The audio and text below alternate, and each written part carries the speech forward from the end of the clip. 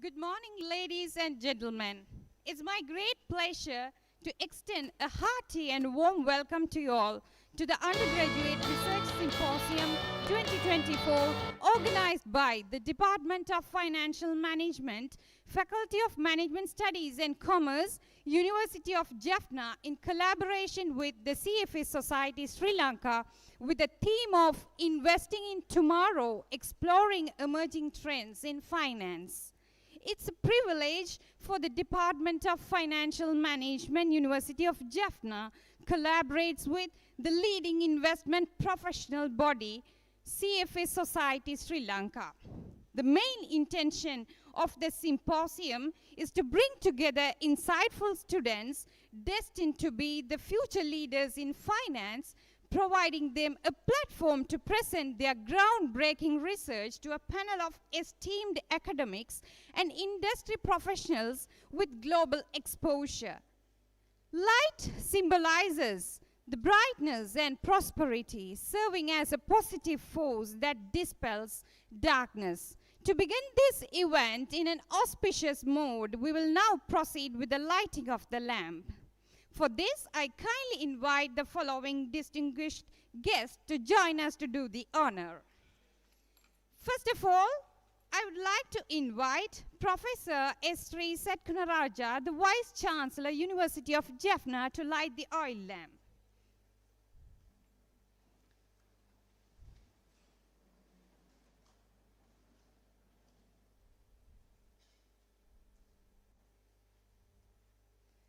Followed by Mr. Aruna Pereira, President, CFA Society, Sri Lanka.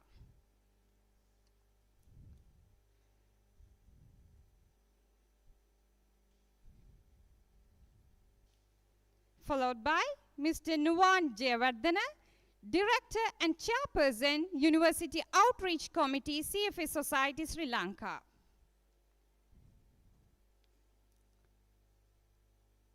Next, Mr. Aruna Alvis, CEO, CFA Society, Sri Lanka.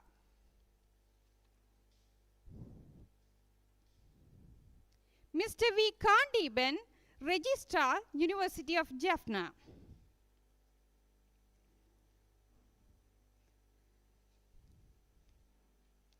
Followed by Mr. K. Suresh Kumar, Bursar, University of Jaffna.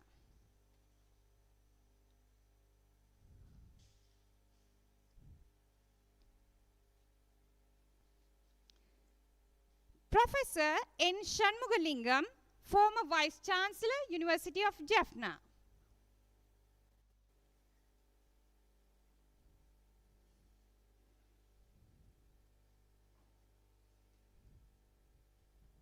Professor Nadaraja Sundaram, former Dean, Faculty of Management Studies and Commerce. Followed by Senior Professor T. Vail Nambi, Dean, Faculty of Graduate Studies.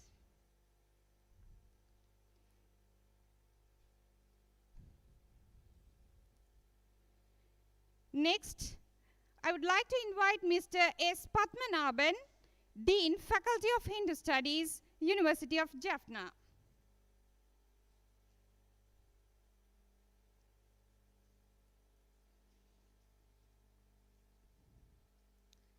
Professor N. Gangadharan, the Dean, Faculty of Management Studies and Commerce.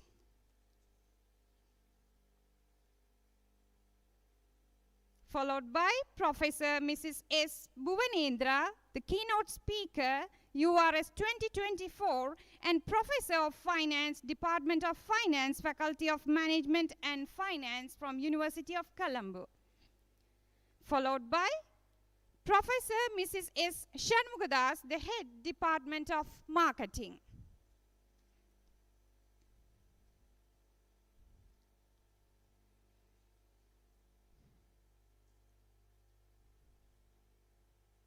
Followed by Dr. A. Saravana Bhavan, the Head, Department of Human Resource Management.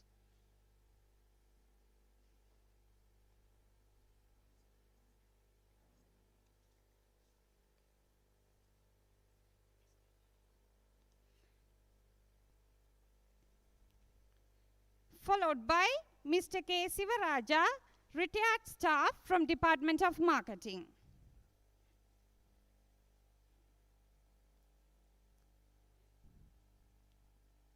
Followed by Professor Pradeep Kant, the head Department of Accounting.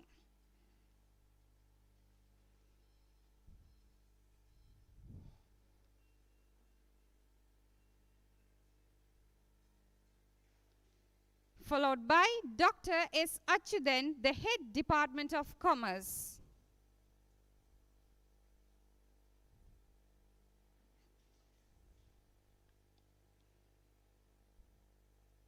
Next, Professor Mrs. R. Yogendra Raja, convener URS 2024, the former head and senior academic Department of Financial Management.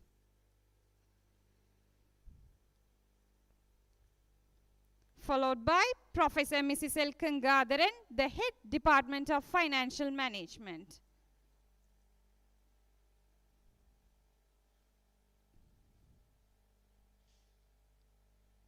Next, Mr. Jnana Bhaskaran, Deputy Registrar, the Faculty of Management Studies and Commerce. Followed by Mrs. G. Midila, Secretary, URS 2024.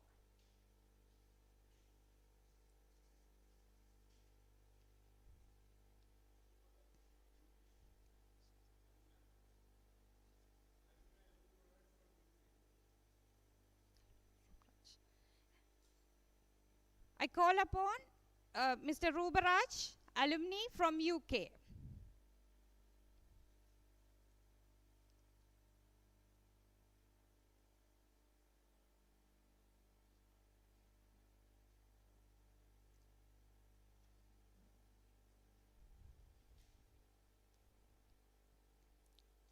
Finally, I would like to invite any one student representing all the students to light the lamp.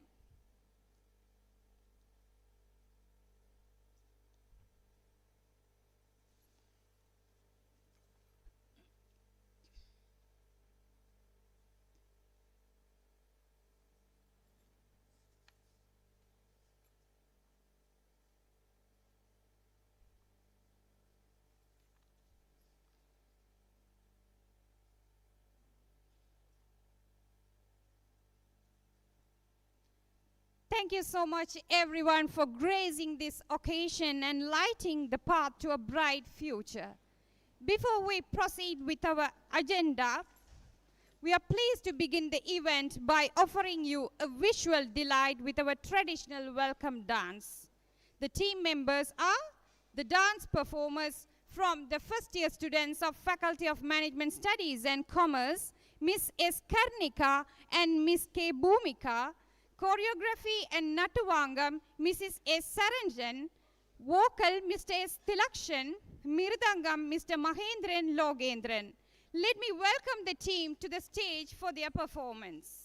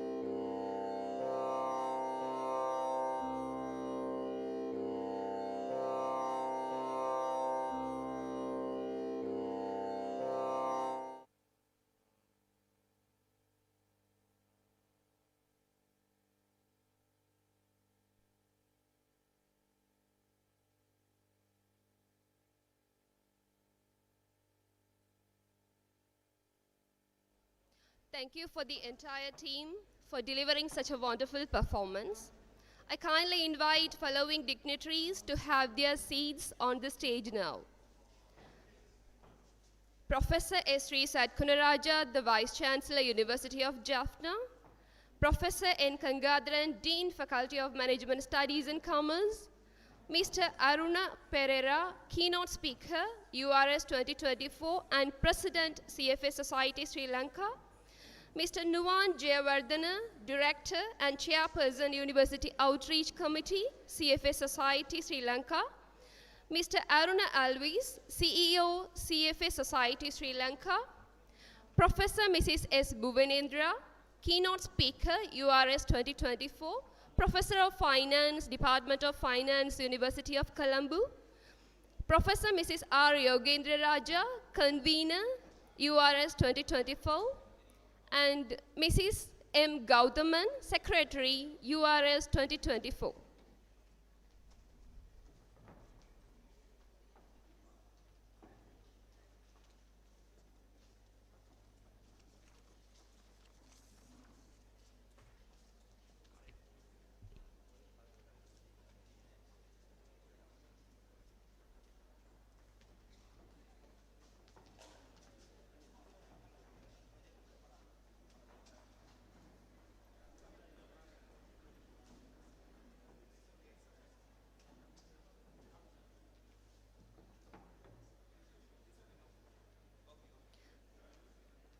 Now, I kindly invite Professor Mrs. L. Kangadharan, Head Department of Financial Management, to deliver the welcome note.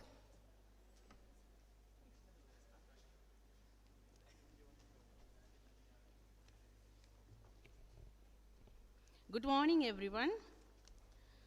It's my honor and privilege to extend a warm welcome to each of you at the Undergraduate Research Symposium 2024, organized by the Department of Financial Management, Faculty of Management Studies and Commerce, University of Jaffna, in collaboration with the CFA Society Sri Lanka.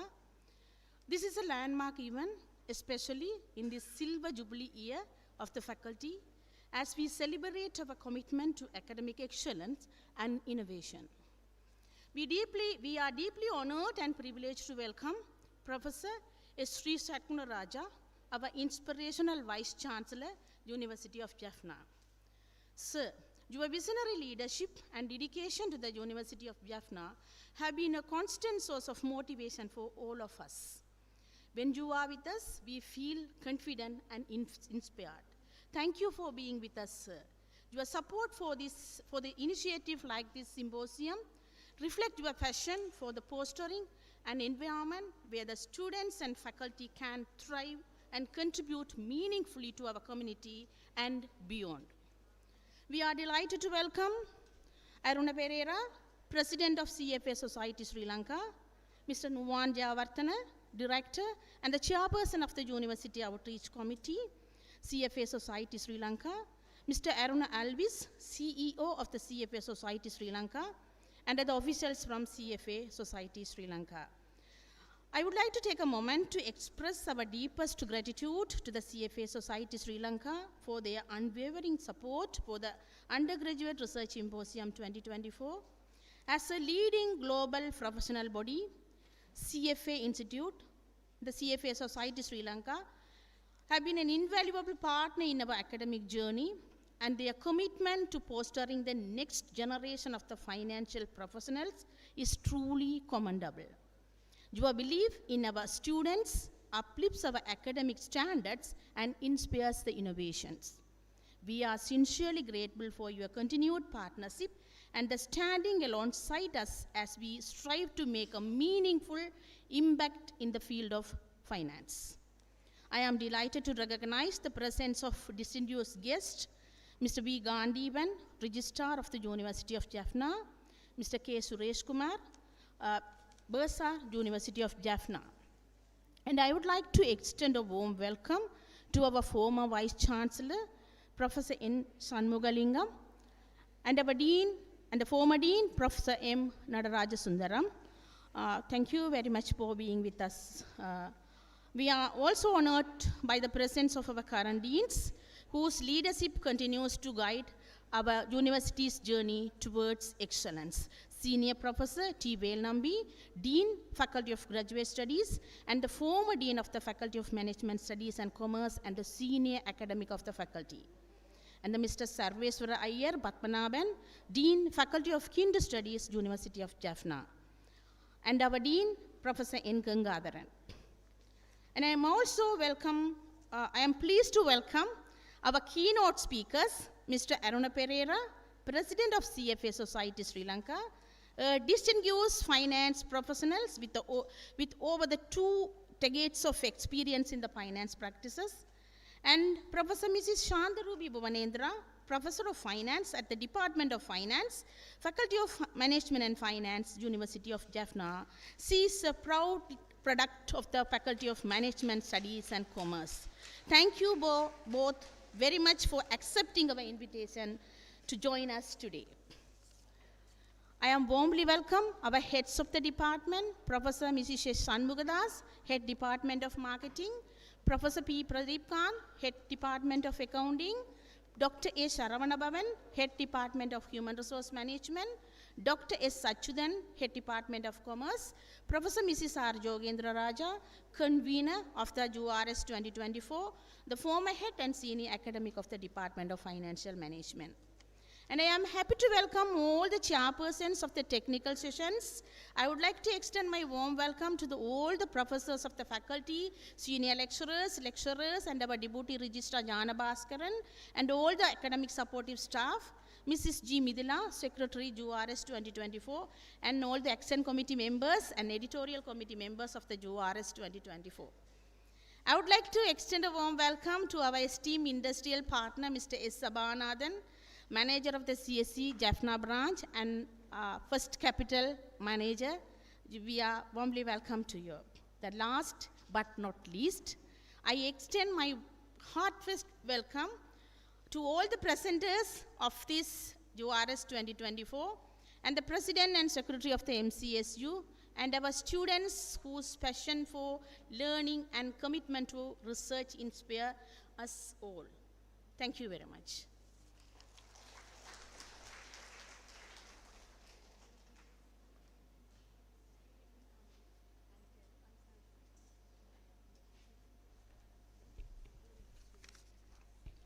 Thank you, Madam, for delivering such a warm and gracious welcome address. We appreciate your dedication and effort in making this event a reality. Next, I am delighted to welcome Professor Mrs. R. Yogendra Raja, Convener URS 2024, to deliver the speech.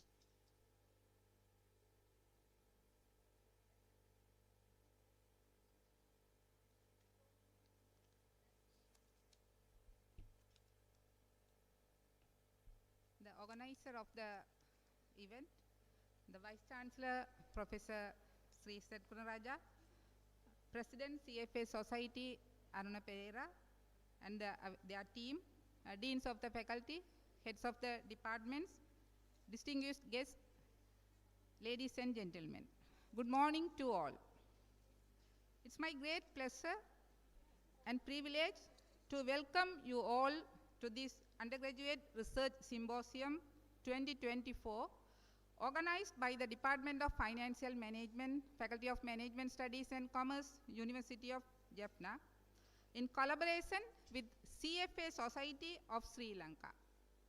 Today, we gather to celebrate remarkable achievements and innovative contributions of the students across various disciplines in the field of finance, centered around the theme, Investing in Tomorrow, Exploring Emerging Trends in Finance, which is well suited to the current financial landscape.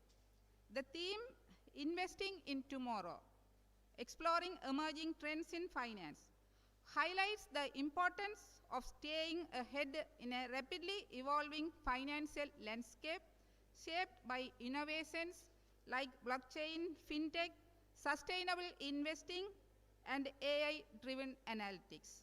It emphasizes the need for investors, professionals, and policymakers to understand these advancements to effectively manage risk, create value, and ensure financial strategies are resilient and future focused. This symposium is a testament to the dedication, curiosity, and hard work each of you has invested in your academic journey. It serves as a platform where ideas are not only shared but also challenged and refined through meaningful dialogue. With tracks covering behavioral finance, corporate governance and business ethics, digital finance, financial markets and institutions, business management, economics, entrepreneurial finance, and related topics, I am confident that the presentations and discussions will inspire new thoughts, foster collaborations, and open doors to further exploration and discovery. The CFA Society Sri Lanka, part of the global network of CFA Institute member societies, is committed to advancing the investment profession by promoting ethics, education, and professional excellence. This collaboration with the CFA Society in organizing a student symposium showcases students' research and talents, fostering academic growth and professional development. It emphasizes the shared commitment to nurturing future finance professionals. We look forward to continuing this collaboration annually, making this symposium a lasting tradition that inspires innovation, promotes knowledge sharing, and strengthens ties between academia and the finance industry. The committee of the symposium, comprising the editorial, publicity, web designing, and organizing committees, has worked diligently under the coordination and leadership of Prof. Mrs. L. Gangadharan, Chief Editor and Head of the Department of Financial Management, and Mrs. G. Midila, Symposium Secretary. With the support of department staff and the CFA team, their collective efforts have ensured the success of this event, creating an engaging and rewarding experience for all participants. For this symposium, we received 49 manuscripts, 6 of which were rejected for not complying with our guidelines, while 43 were accepted across 8 tracks. Additionally, 3 Best Paper awards will be announced at the conclusion of the event. To our students, I encourage you to take full advantage of this opportunity, present your work with confidence, engage with your peers, and learn from the feedback and insights provided by our esteemed faculty and guests. Remember, this is not just a day to showcase what you have accomplished. It is also a day to learn, grow, and envision the endless possibilities that lie ahead. I would like to express my deepest gratitude to all the participants for their active engagement and enthusiastic participation. We are confident that this symposium will offer a rich and diverse range of perspectives, providing a platform for fruitful collaborations and networking opportunities. The event is further enriched by the keynote addresses of Mr. Aruna Pereira, President of CFA Society, and Prof. S. Bhuvanendra from University of Colombo, who I am proud to say is a former student and staff member of our faculty. By bringing together experts from academia and industry, we aim to foster dialogue that explores sustainable finance as a means of enhanced financial resilience even in the face of crisis.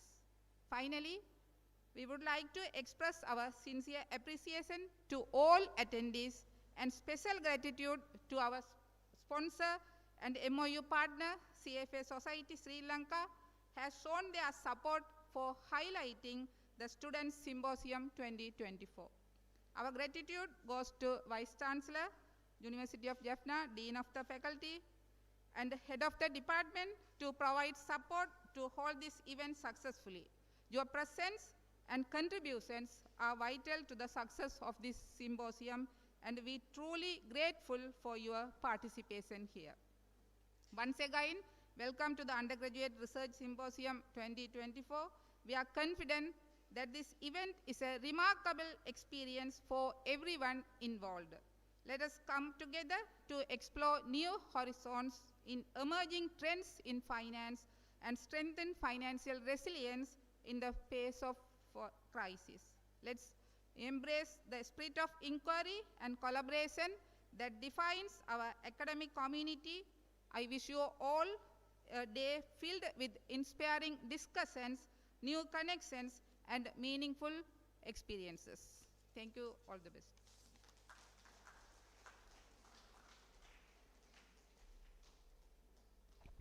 Thank you, Madam, for your convenient address. It's my pleasure to invite Professor N. Gangadharan, Dean, Faculty of Management Studies and Commerce, University of Jaffna, to address the gathering.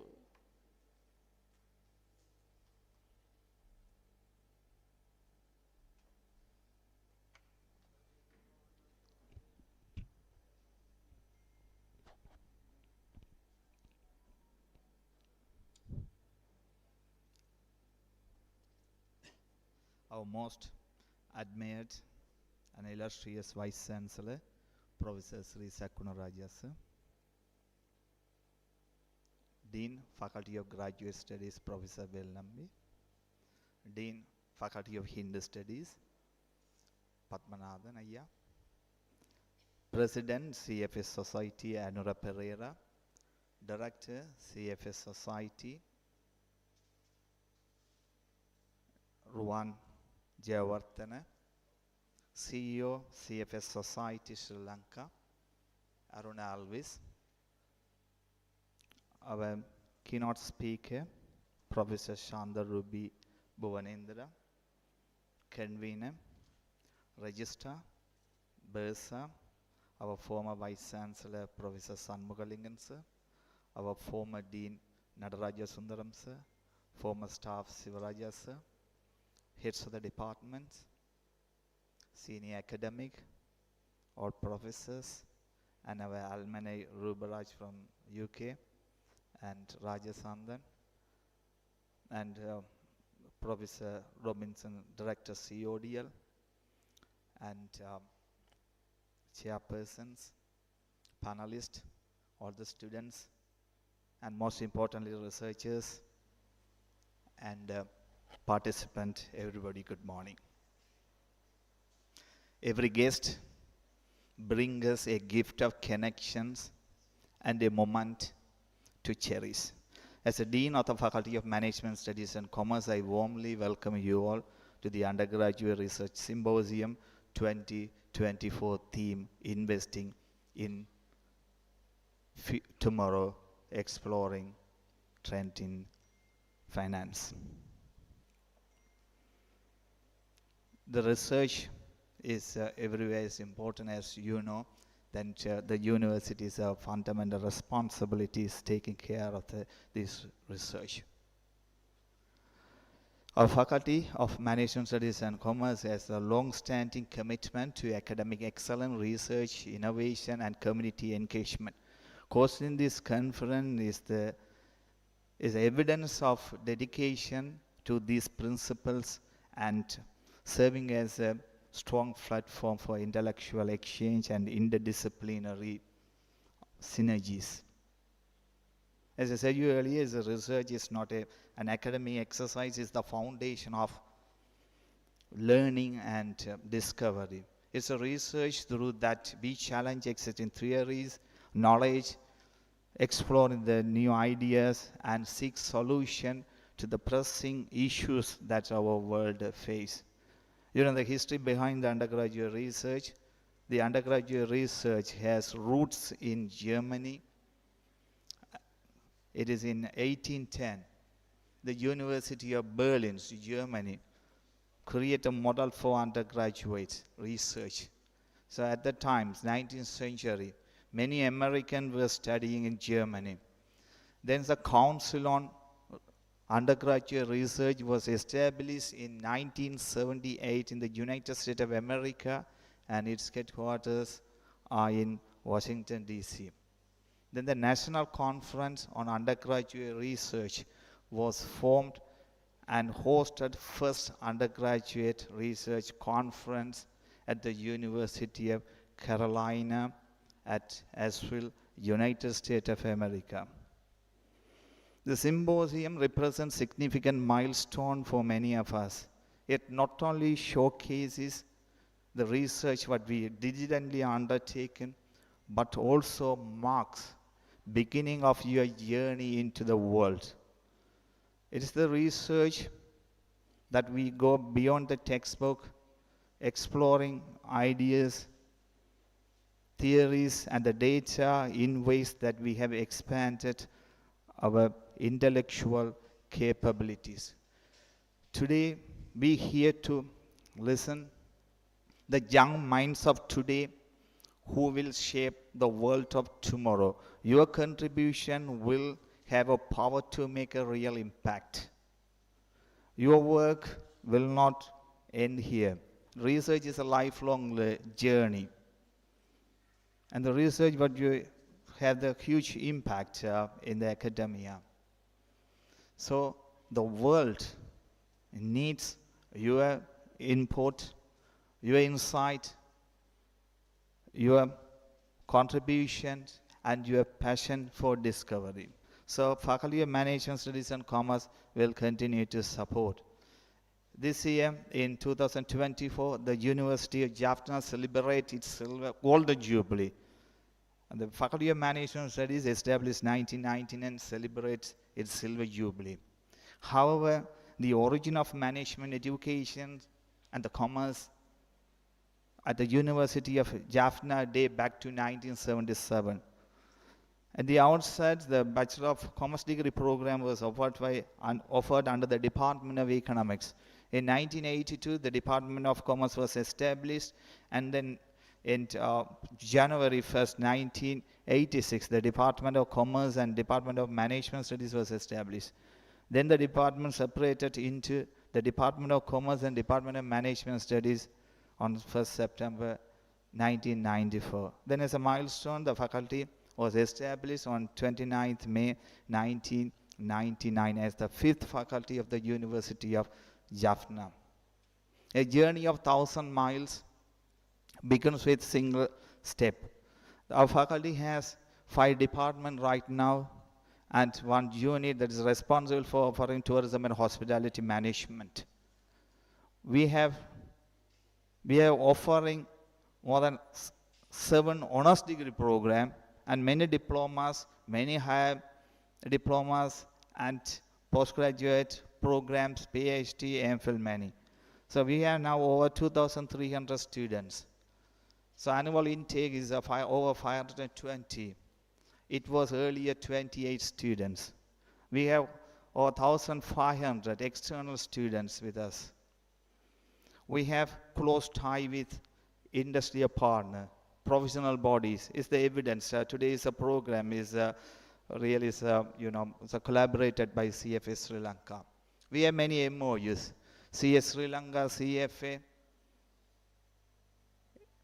ACCM, and CIPM, SLIM, SEC, CNC, Chambers of Commerce, and many. Our programs are more sought after.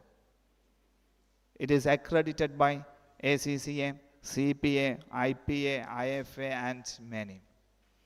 So our faculties now, what we see with the present excellence is due to hard work, commitment, sacrifice, dedication, devotions, and perseverance of past and present staff of the faculty. So they have given us legacy to spread our wings and push the envelope of the faculty to the new height. We are now punching over its weight. There is no wonder faculty is renowned for producing graduates of exceptional caliber. We are honored to have Professor Shandarubi Bhuvanendra, Professor of Finance, University of Colombo, as one of our distinguished keynote speakers. She has graduated at the University of Jaffna, served for some years as a lecturer in the Department of Management Studies until she joined the University of Colombo. Good teachers know how to bring out the best in students. I am very proud of being as one of her students, and I express my sincere gratitude for her invaluable role in the growth of us. So thank you very much, madam. And also I also take this opportunity for appreciate the president of CFS Society for agreeing to deliver keynote address, and we are eagerly waiting for it. Last but not least, our faculty is taking many steps to celebrate our silver jubilee, and you know it always seems until it is done. I take this opportunity to acknowledge the contribution made by the Department of Financial Management, Faculty of Financial Management, and CFS Society. This program is funded by CFS Society, and I also take this opportunity to thank our Vice Chancellor, Registrar, Bursa for supporting all this financial matter. Vice Chancellor is in favor of us in all infrastructure facilities. So thank you very much. Every effort counts. Your hard work will bear fruit. May this symposium be the best and beginning of long and fulfilling journey in research and discovery. Together, we will continue to make a difference. Wishing you all a successful conference. Thank you very much. Thank you.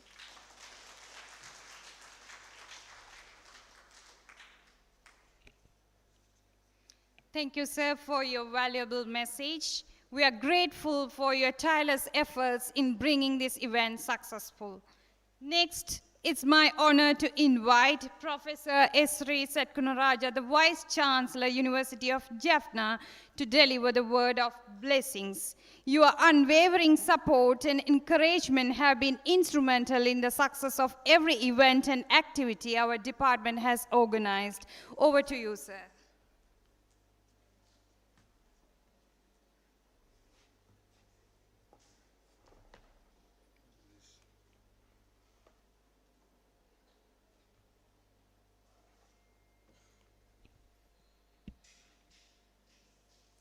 திருச்சிற்றம்பலம் இல்லாமை சொல்லி ஒருவர் தம்பாற் சென்று இழிவுபட்டு நில்லாமை நினைவீரேல் நித்தம் நீடுதவம் கல்லாமை கட்ட கயவர்தம்பால் ஒரு காலத்திலும் செல்லாமை வைத்த திரிபுரை பாதங்கள் சேர்மின்களே. So in this hymn, Saint Abhinavai Patel says basically, independence, no happiness, even in the dream. And also he says, the knowledge fashions freedom. People talk about freedom. Freedom means not dependent. Jaffna is a free place, in my opinion. You don't need to someone authorized from Battaramulla to give a freedom. For example, the provincial government is there. Even now, politicians says only once a provincial election done. Not prepared to implement. So don't worry. So now the dollar problem. Okay? So if you depend on dollar, then you have problem. So if you are self-contented and minimize your dependence, then no problem. So now people talk about renewable energy, abundant. So you don't need to go for obese countries. The technology is being developed. That is a knowledge base. Even people are now talking about the hydrogen energy. Our main energy source, I call Surya Bhagavan. Somebody call basically sun. So he generate energy from hydrogen. The nuclear reactor operating, the energy is a big business. Even CFA, I know, Enron is a big energy company for water and they collapsed during one of the financial crisis. So once you come to managing this hydrogen energy, the fusion give plenty of energy. He invested in the entire globe, even my body. I came to existence with the one embryo 63 years ago in my mother's womb. Now I don't know how many cells in my body, trillions. Since the birth, we are accumulating. That is called now the new technology, nanotechnology. Nanotechnology means we go to the microscopic level to fabricate. You know, we fabricate steel, we fabricate the carpentry, these furnitures, we fabricate so many things, rifles, bombs, but those fabrications are done in the industrial level with the industrial revolution. Now the fifth generation of revolution coming, robots are coming, and they are fusing and fabricating at the nano level, 10 to the power minus 16 or 10 to the power minus 9. The nano level we call tending, slowly done. Then it grows. You go to the plane, big planes, even the warplanes now made of nanomaterials, no steel, except the combustion engines, the jet engine, most of them are plastic, boom, boom. So those are nanomaterials. So you are the financiers to manage entire process. Only one engineer for our university, works engineer. But under finance, there are 65 accountants. Even in my institution.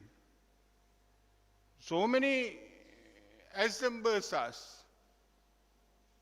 Because the process involved with the management of finance. I tell a story, why I am today very warm. My master used to tell me this story. There was a polar bear, a small polar bear. Went to his mother and asked, "Who am I?" Then the mother said, "You are a polar bear." Then went to father and asked, "Am I a polar bear?" "Yes, yes, you are a polar bear." Okay. Went to grandmother and asked, "Am I a polar bear?" "No, no, you are a polar bear, don't worry." Then he kept on asking many people, "Are you polar bear? You know, am I a polar bear? Am I a polar bear?" Then somebody asked, "Why are you asking this?" Then he said, "I am feeling cold. Polar bear shouldn't be feeling it. Today I am feeling warm because somebody is talking about the research with undergrads. You know, the lectures are done like rituals, slides, throw, rituals, Chuklam, Bharadaram, Vishnum, Sasivarnam, Sadapuyam. I know there's a lot of meaning in it, but it's thrown. So the research is the exciting point in the knowledge domain. So the young people are now with the affiliation of CFA, the financial analyst. In mathematics, two domains are there, I'll tell you. Mathematics can be bifurcated into two things. Two things, basically, like a human beings. Now they are more gender things are coming. I know Zivani will shout on me. Okay, male and female. Now there are middle one, other one, either one. So many other categories are coming in the gender. But basically, in all my applications, they ask female or male. Okay? So in mathematics, two things. Algebra analysis. What is algebra? You know, you all learn algebra anyway. Since your childhood, you didn't study finance, you didn't study management. One side you learn language, other side you learn arithmetic and algebra. Analysis you only learn in the advanced level mathematics, not before that. You're not even in the O level. So what is analysis? What is algebra? Algebra is a finite thing. Finite addition. A plus B whole thing squared. A squared plus 2AB plus B squared. These kind of things, okay, if you have a expansion in the finite level, it's called algebra. Anything finite is algebra. It's a algebra is an Arabic thing. Arabic numbers we deal with. Al-Quran. Good. So Arabs develop anyway. So don't think US only found 200 years ago by accident by Columbus. He wanted to come to India, but he ended up with in another continent. Then he called the people, saw the people as red-looking people. Then he called them Red Indians because he wanted to see India. Now that place, you know, the president is former President Donald Trump. He may be coming, so you can see the scenario of management anyway. So this is also a lot of US people are now worried. This country showing symptom of disintegration because now this country depends on technology from outside. Silicon Valley is filled by Indians. Other part of the world people are going there and supporting them, most of the doctors. So that is, they are worried now. So the mathematics, you have algebra and analysis. Now if you go to Monash universities, and I am the curriculum chairman, I am vice chancellor by now by a political appointment anyway. It's by the president. So many, you know, push and pull and all this kind of thing. But I am being here last 40 years. And the curriculum chairman, I deal with curriculum, so I see the finance curriculum when Lingasha come for the banking and finance short courses. Then we serve in the other universities. So data analysis coming, analytics coming. So what is analytic? Two things. The man, very difficult to understand for a human being, there are two things. One is infinitesimal, that is the delta. Infinitesimal, that is the microscopic thing. 10 to the power minus 16, difficult to understand. Even the zero is an invention of Indians. What is zero? Difficult to detect. Zero doesn't have a value. Difficult to detect. So the Kurukul is here. He always says, Chuklam better than Vishnu. Vishnu means all-pervading thing is there in the universe. All-pervading. That is called Vishnu, it's a Sanskrit word. So some Indian thought something all-pervading, but it's not detectable. So if you put 0 to A, it remains as A. If you remove 0 from A, it remains as A. 0 is an invention. It's a very difficult concept. That is a Nibbana. Very difficult to understand. Only people use it casually. So what I am telling is, the small things are very difficult to understand. You know the corona business. This building was built during the corona time with the focus contractors. No one knows about it. That is the virus half-life. Very difficult to control. Very difficult to understand. It mute in no time. Similarly, very difficult to understand is a black hole. Gigantic things. Big celestial objects. Humans are still exploring the space. Infinite. So in mathematics, two things. One is called infinity. Other one is called infinitesimal. That is the analytics. So finance is all about uncertain things, stochastic. So we develop a discipline. Only the Kolmogorov, Fisher, only the 1940s, 50s, they thought about another mathematics called statistics. It's not statistics about mean and median and dispersion and all this. It's a time-dependent very volatile environment, we develop a discipline called statistics. Then another discipline we develop from there to insurance, finance, and all kind of financial engineering. Even the most expensive course in the finance is actuarial mathematics in the Colombo University. It's about 1 million fees. So many foreigners are coming and studying. The most expensive course. Similarly, I was in Australia, even your Jayaraman's son, what's his name? Sriram. He was taken to actuaries in the UNSW. His cutoff is 99.9. Actuary. These are the development. So that's what I was talking to Anura Pereira and Anura Elvis and Ruan Javadana. They were telling, while they were doing the A-level and have a break, they did NIBM, mathematics and computing. It's not bookworm business. In mathematics, we call it something. If you want to solve the problem, solving problem is not easy. There are unsolved problems. You go to MIT website. There is some problems are called $1 million problem. If anybody solve it, you get $1 million. Open problems. Even in the finance also. In everything, in mechanics also, engineering also. It's a mathematical nature. But the problems are formulated. They are asking for solutions. Recently, somebody from Russia solved a Poincaré problem. It's in the topology. Topology means intrinsic properties of some celestial orbits. That man, IME wanted to give him $1 million. He said he was not interested. He sold it for a fund.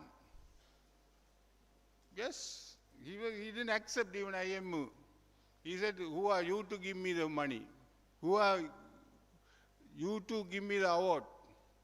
Because there is no Nobel Prize for mathematics. Because Nobel hate mathematician. Somebody say his wife ran away with the mathematician anyway. So no mathematics. The Nobel gave prize for other people.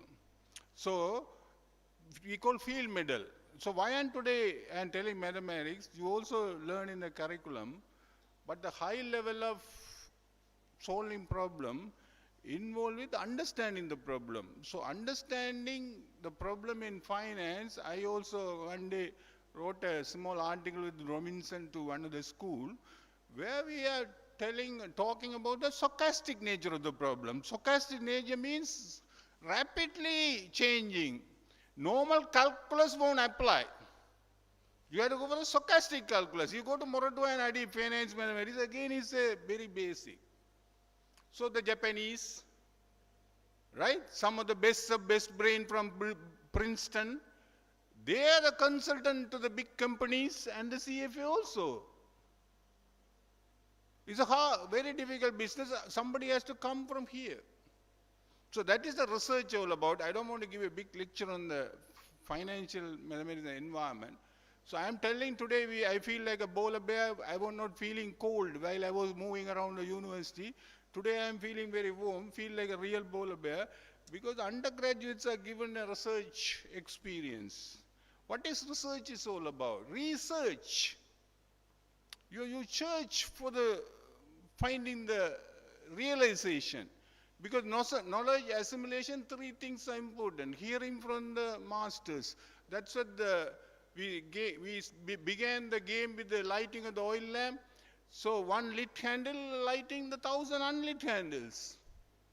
So that is a lecture is all about. So public funding, we have more than 60 odd academics are here in the management faculty.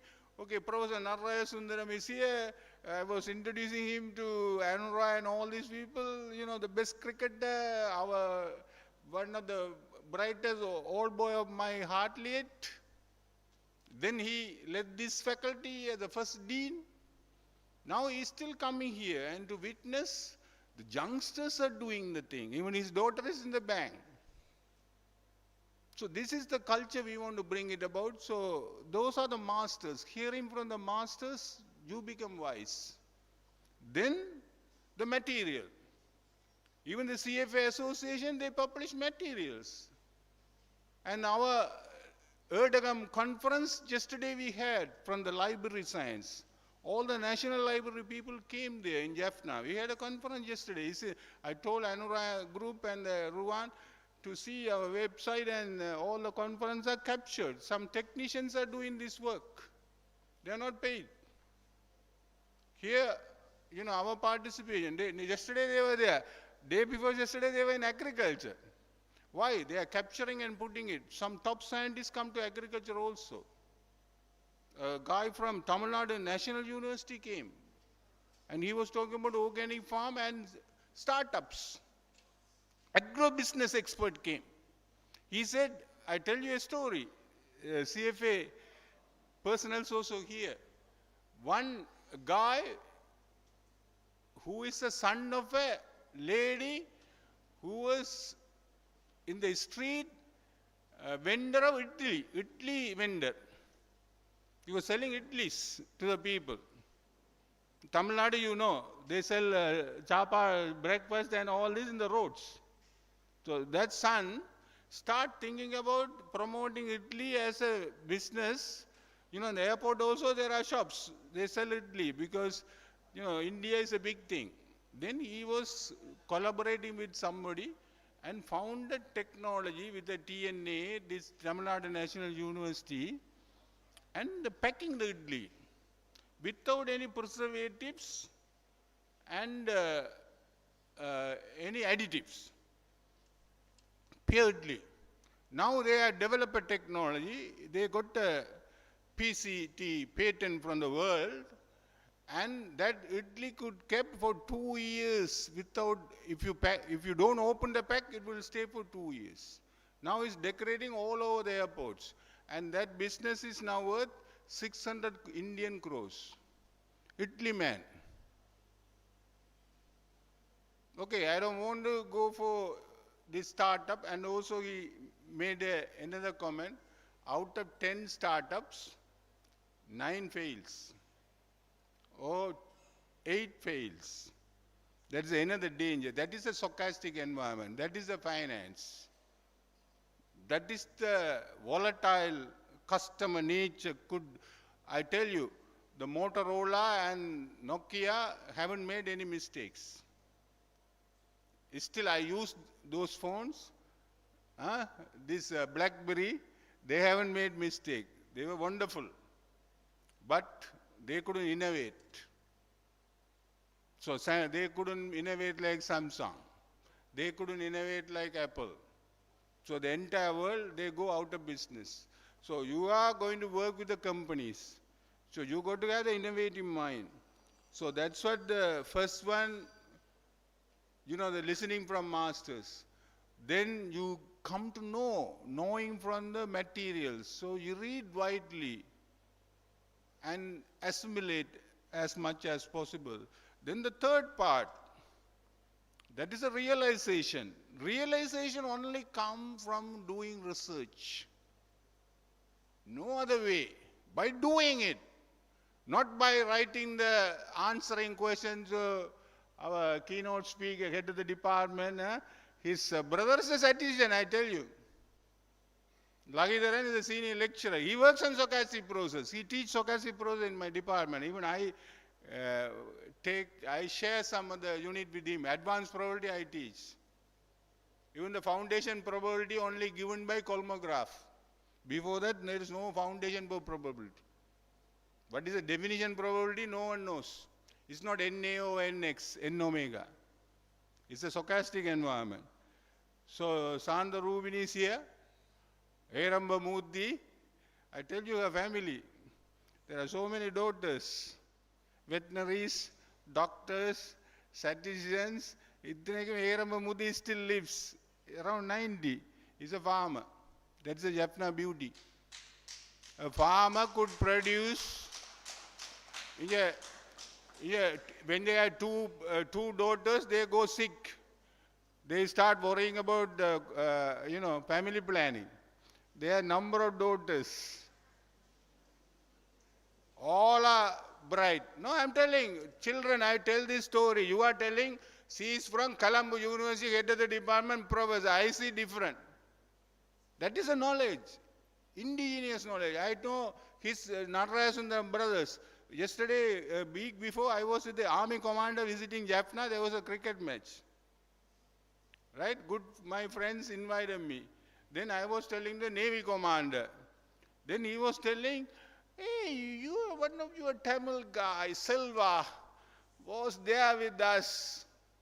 Then I said, Selvananda Raja is a brother of Narayasundram. Another bright cricketer was in Navy. So every family has a story. How do they accumulate? That's what I am telling. Nanotechnology I was telling. Slowly they accumulated in the Hartley College. Day in, day out. He lives near to the Hartley College. So every free time he go to playground. How many of your kids go to playground? How do you going to invest it? Of course, receiver and goes, I know. Don't worry about the result. We will come up. Because good investment done. Same thing for us. Even before A-level, I had a cricket match. My father was shouting. I failed to enter the engineering faculty. It doesn't matter. Even yesterday, I admitted a student. Our chair of the medicine, Kuman and son, came for science. You think it's a failure? No. He said he wanted to do it. Do you think Kumaran doesn't have access to go to Silit? Kumaran doesn't have access to go to Stanford? No, you want to do here. Indigenous way. So children, best brains can deliver. That can come from learning, that is you are already doing. That can coming from knowing, that you are doing. Now you are given a wonderful opportunity. The URS concept only come in the recent time. Professor Mohandas, our chancellor, is here, and Professor Anvalingam, our vice chancellor, they are not in their time. So modern demands are different. That's what the technology is working. We are capturing the entire program. So one after one in the golden year we are doing it. So again our Lingasha, another Kingston maid, and Ganga, and then she was talking about the URS for the finance department. I said, you should do it for the faculty, not for the department. Now it's a faculty affairs, but financial department leading the way. Similarly, others found your way. Don't duplicate. Don't duplicate. Now recently I got a request from Shivani for a society for marketing. Go for it. Now I asked Shivani, go for a society for gender in the GW equity and equality for the entire university.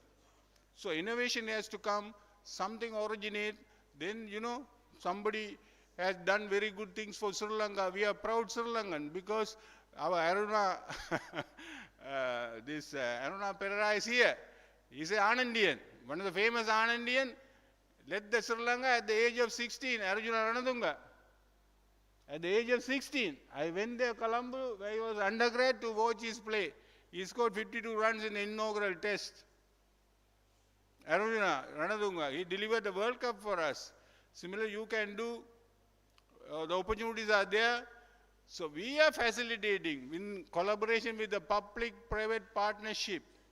The Dean was telling so many MOUs, this and that and that. So this is a facilitation.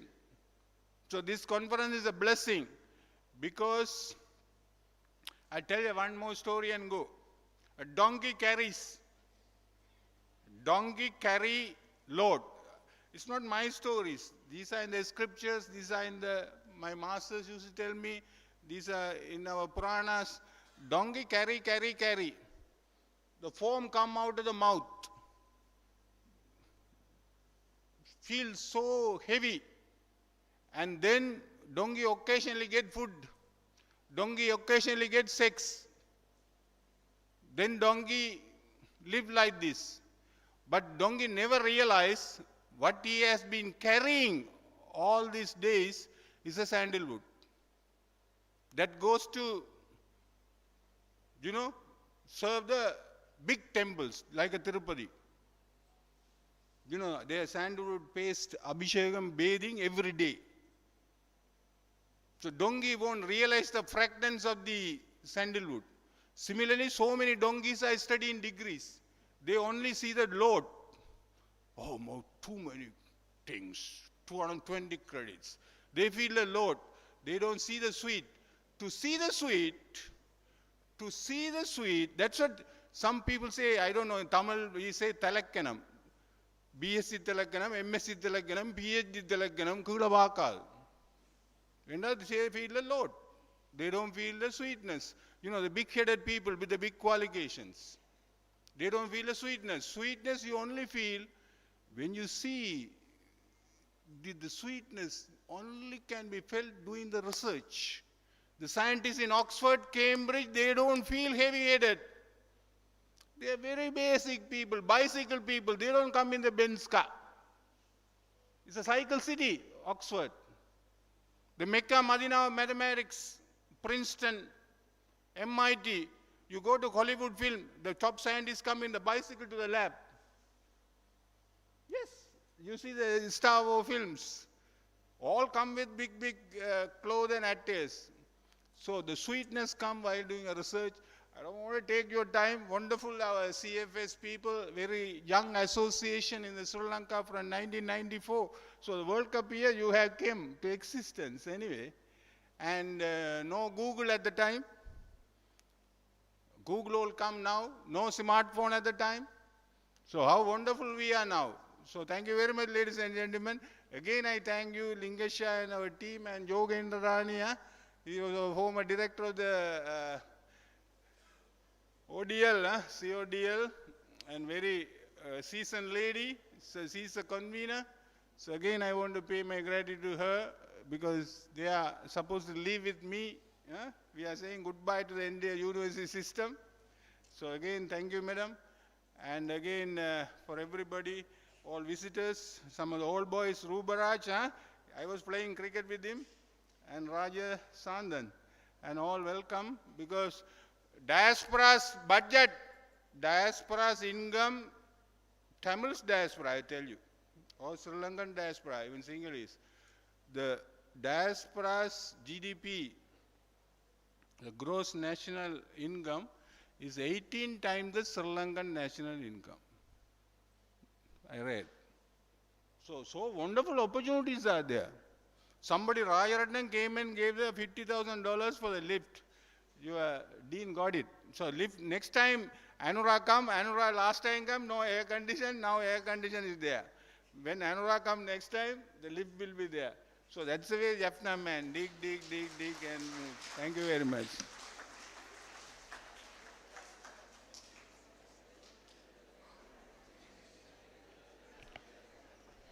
Thank you, sir, for your inspirational speech to this event.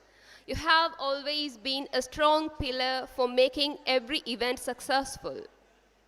Now let me kindly invite Mr. Nuwan Jayawardena, CFA Director and Chairperson, University Outreach Committee, CFA Society Sri Lanka, to deliver his address.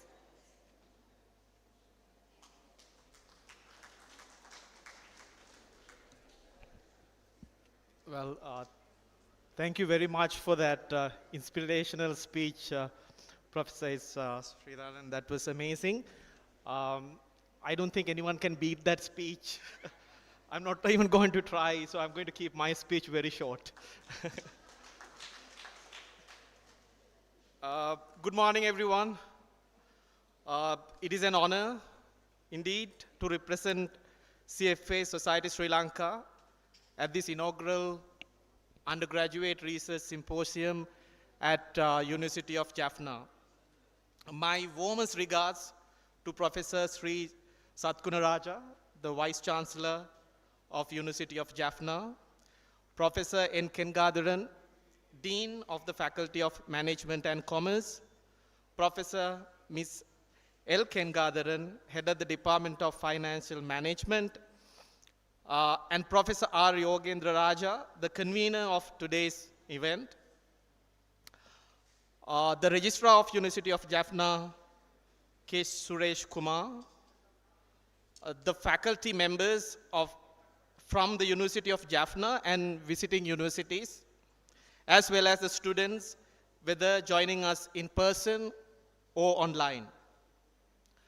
The University of Jaffna has become a valued partner of the CFA Society Sri Lanka since our initial collaboration, which began in 2021. I still remember the first conversation I had. Basically, it was a very inspirational, aspirational conversation, looking forward to create opportunities for educational excellence in University of Jaffna.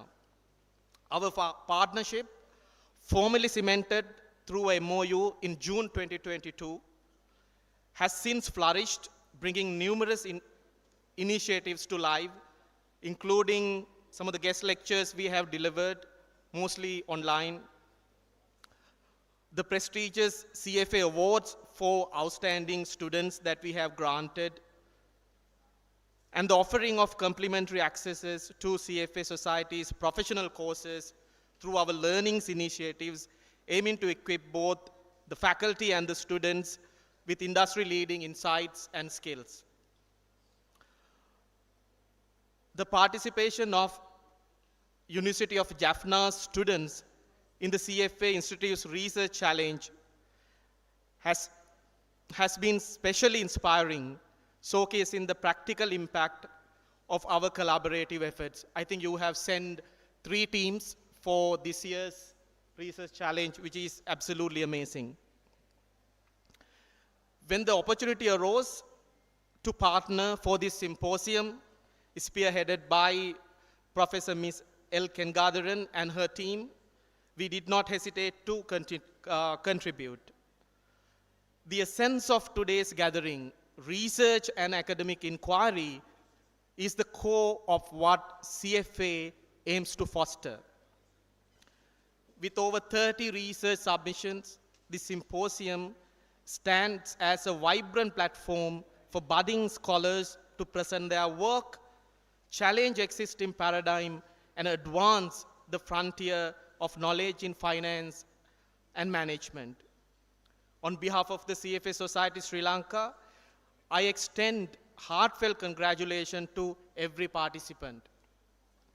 Your endeavors in research represent not just academic achievement, but real-world application that define the future of our industry. In closing, let us all embrace the spirit of inquiry and the pursuit of excellence that this symposium embodies. I am eager to witness the innovative ideas and rigorous discussions that will emerge today. Just a final thought, in terms of research, when we think of research, thing that come to my mind is basically searching for the truth.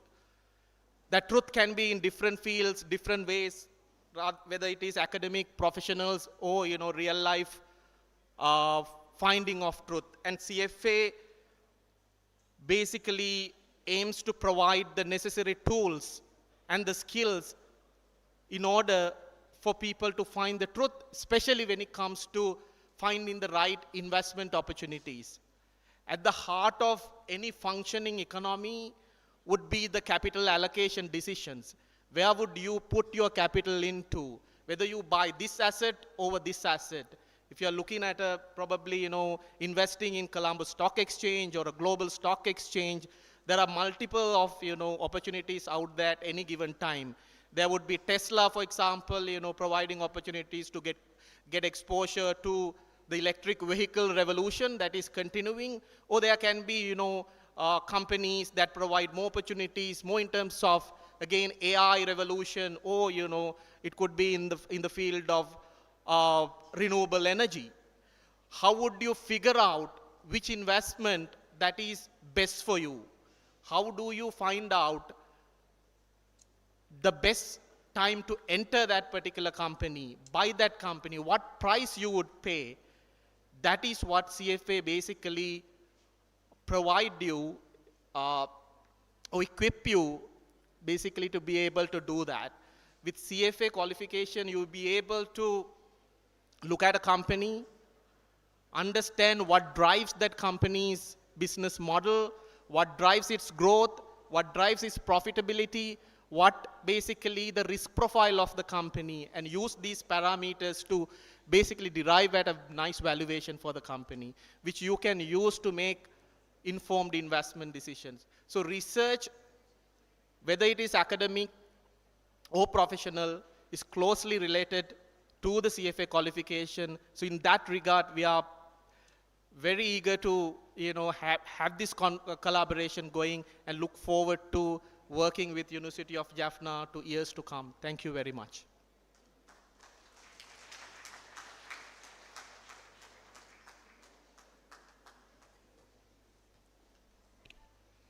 Thank you, sir, for gracing us with your insightful remarks.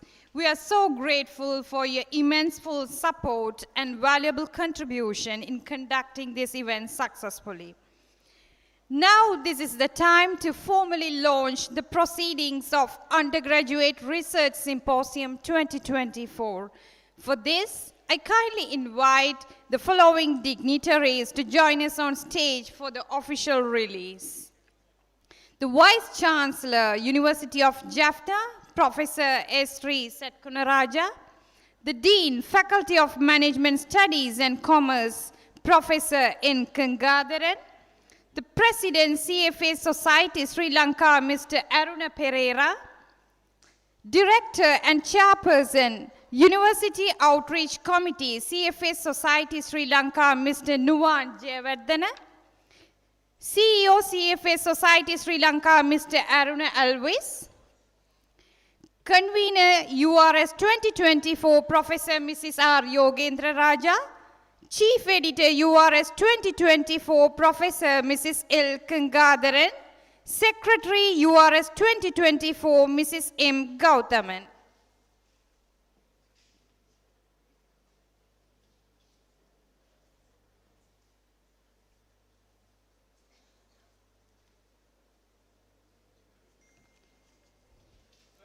Next, I would like to invite Professor M. Nadaraja Sundaram, sir, to join us on this stage.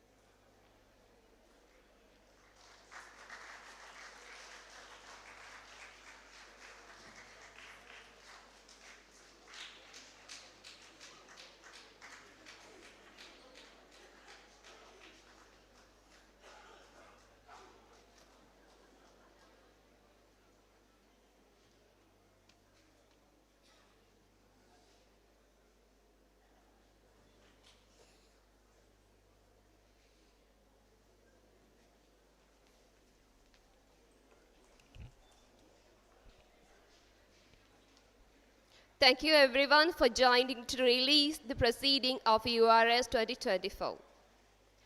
Now we have arrived at a highly prestigious moment as we are about to receiving exciting news from CFA Society Sri Lanka.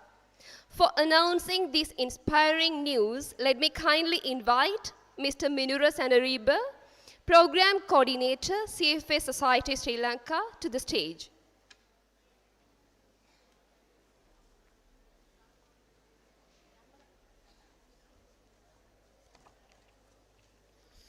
Hello everyone, very good morning to you all. Thank you so much. So CFA Institute University Affiliation Recognition awarded to the University of Jaffna. The CFA Institute is proud to recognize the University of Jaffna for its outstanding commitment to advancing financial education. The University of Jaffna has successfully met the rigorous standards of CFA Institute University Affiliation program by incorporating over 70% of the CFA program curriculum into its Bachelor of Business Administration honors in Financial Management degree.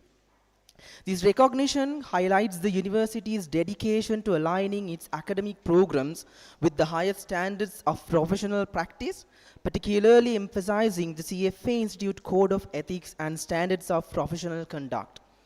This recognition not only enhances the reputation of the University of Jaffna, but also signifies to students, employers, and the broader marketplace that the university curriculum is strategically designed to prepare students for the challenges of the global finance industry. Moreover, through this affiliation, the University of Jaffna will be eligible to offer a limited number of CFA program student scholarships annually, further supporting its students in their journey towards earning the CFA Charter, the most respected and globally recognized investment credential. Congratulations to the University of Jaffna for this significant achievement, which underscores your commitment to excellence in finance education and your role in shaping the future leaders of the finance industry. Thank you.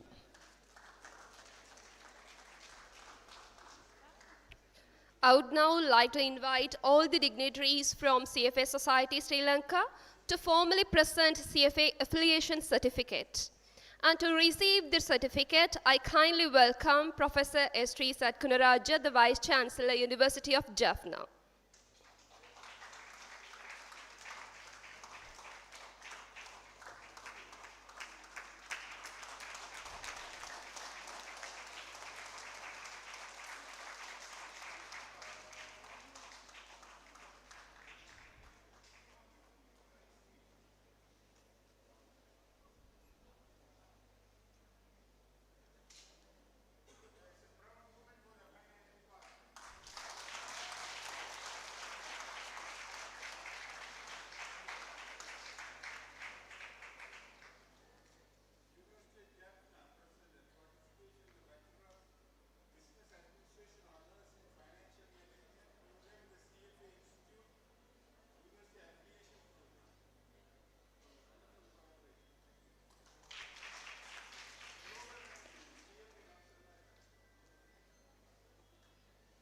Thank you so much, everyone, for exerting countless efforts in obtaining this affiliation.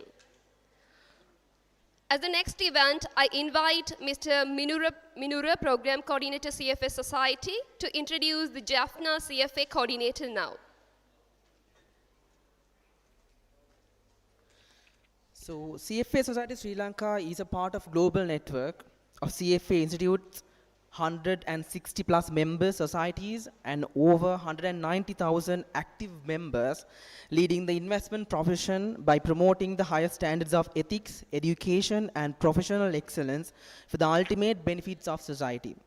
As the body responsible for promoting the CFA program in Sri Lanka, CFA Society Sri Lanka primarily operates from Colombo, with the CFA Institute granting university affiliation program status to the University of Jaffna. We recognize the importance of providing information about the CFA program to prospective candidates in the northern region.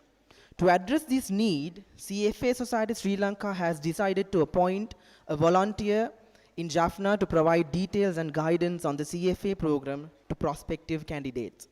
We are pleased to announce the appointment of Ms. Mithila Gautaman, who has completed all 3 levels of CFA qualification as a CFA Society Sri Lanka volunteer representative in Jaffna. Ms. Mithila Gautaman will be available a great assist and support to those interested in pursuing the CFA program from Jaffna from here onwards. Thank you so much.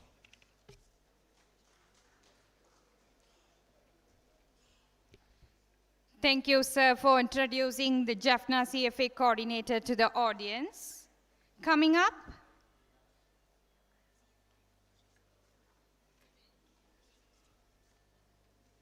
now I kindly invite all the dignitaries from CFA Society Sri Lanka to appoint the coordinator of Jaffna District CFA.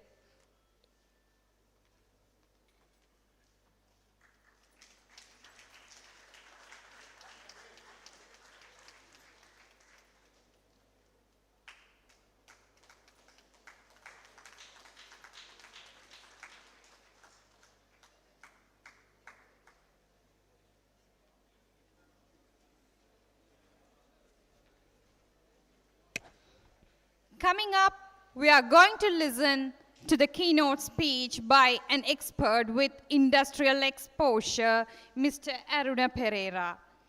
Before his speech, I warmly invite Mrs. J.S. Diamond Ford to introduce our first keynote speaker, industrial professional, Mr. Aruna Pereira.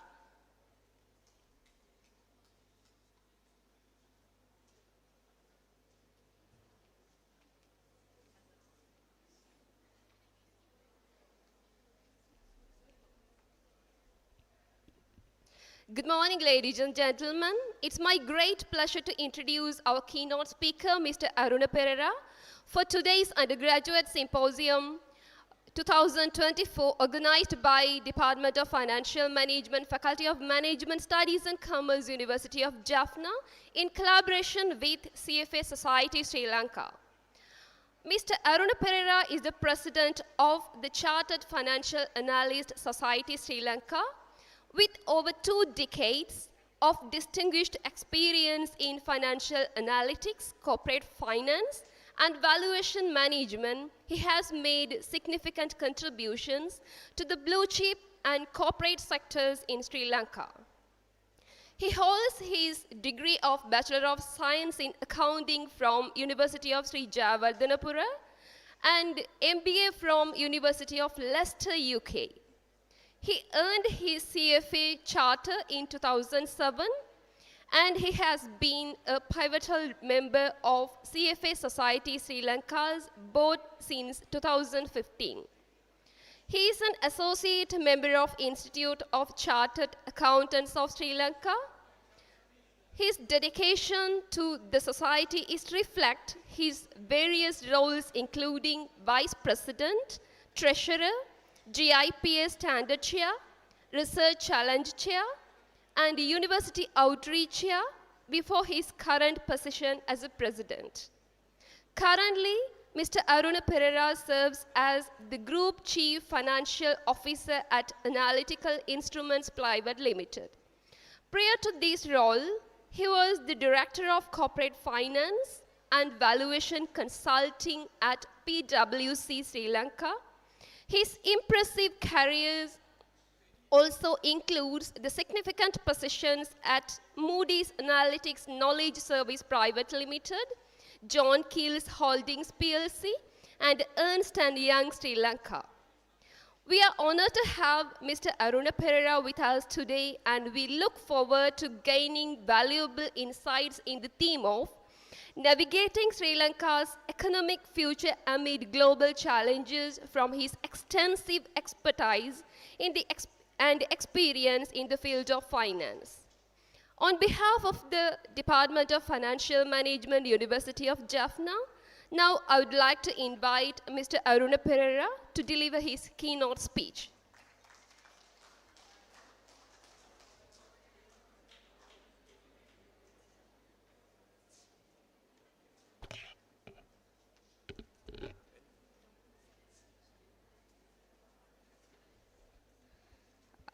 Since our Vice Chancellor has to attend another program, now we are moving on to the item presenting of the token of appreciation.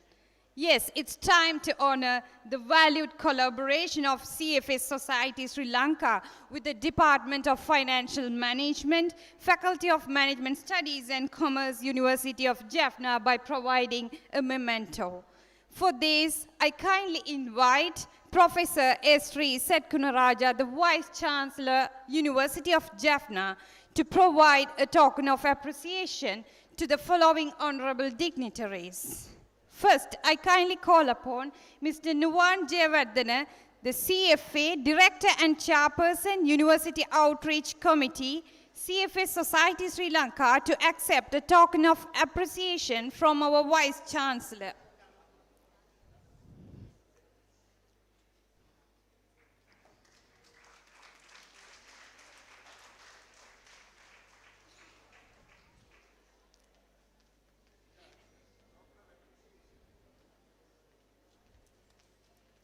Next, I warmly invite Mr. Aruna Alvis, CEO, CFA Society Sri Lanka, to accept a token of appreciation.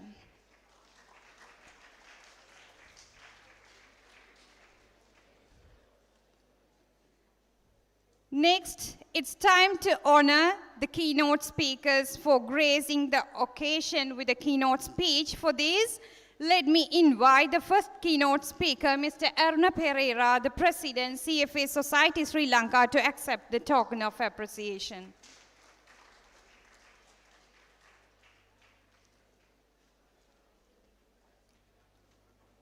Then, I cordially invite Professor Mrs. S. Bhuvanendra, the Professor of Finance, the Department of Finance, University of Colombo, to accept the token of appreciation.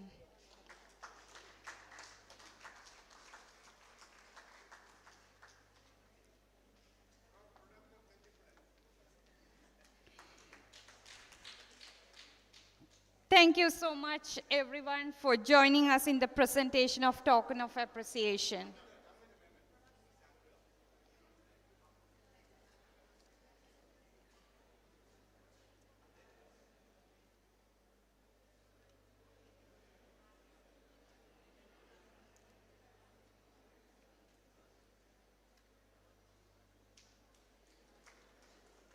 Thank you, everyone.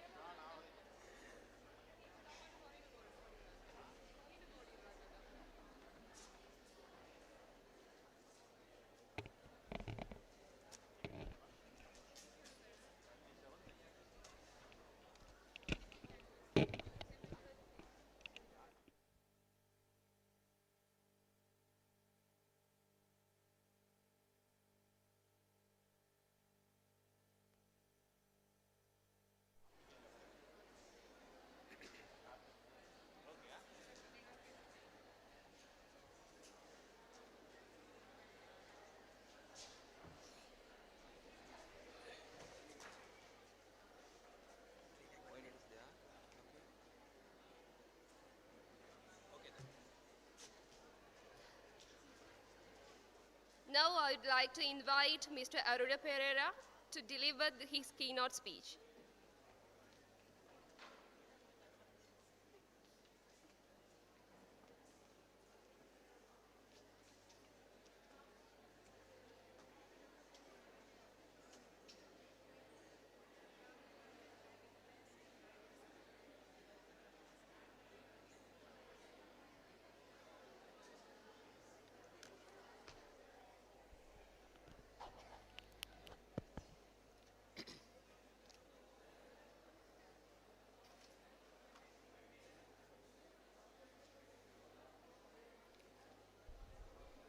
Good morning, everyone.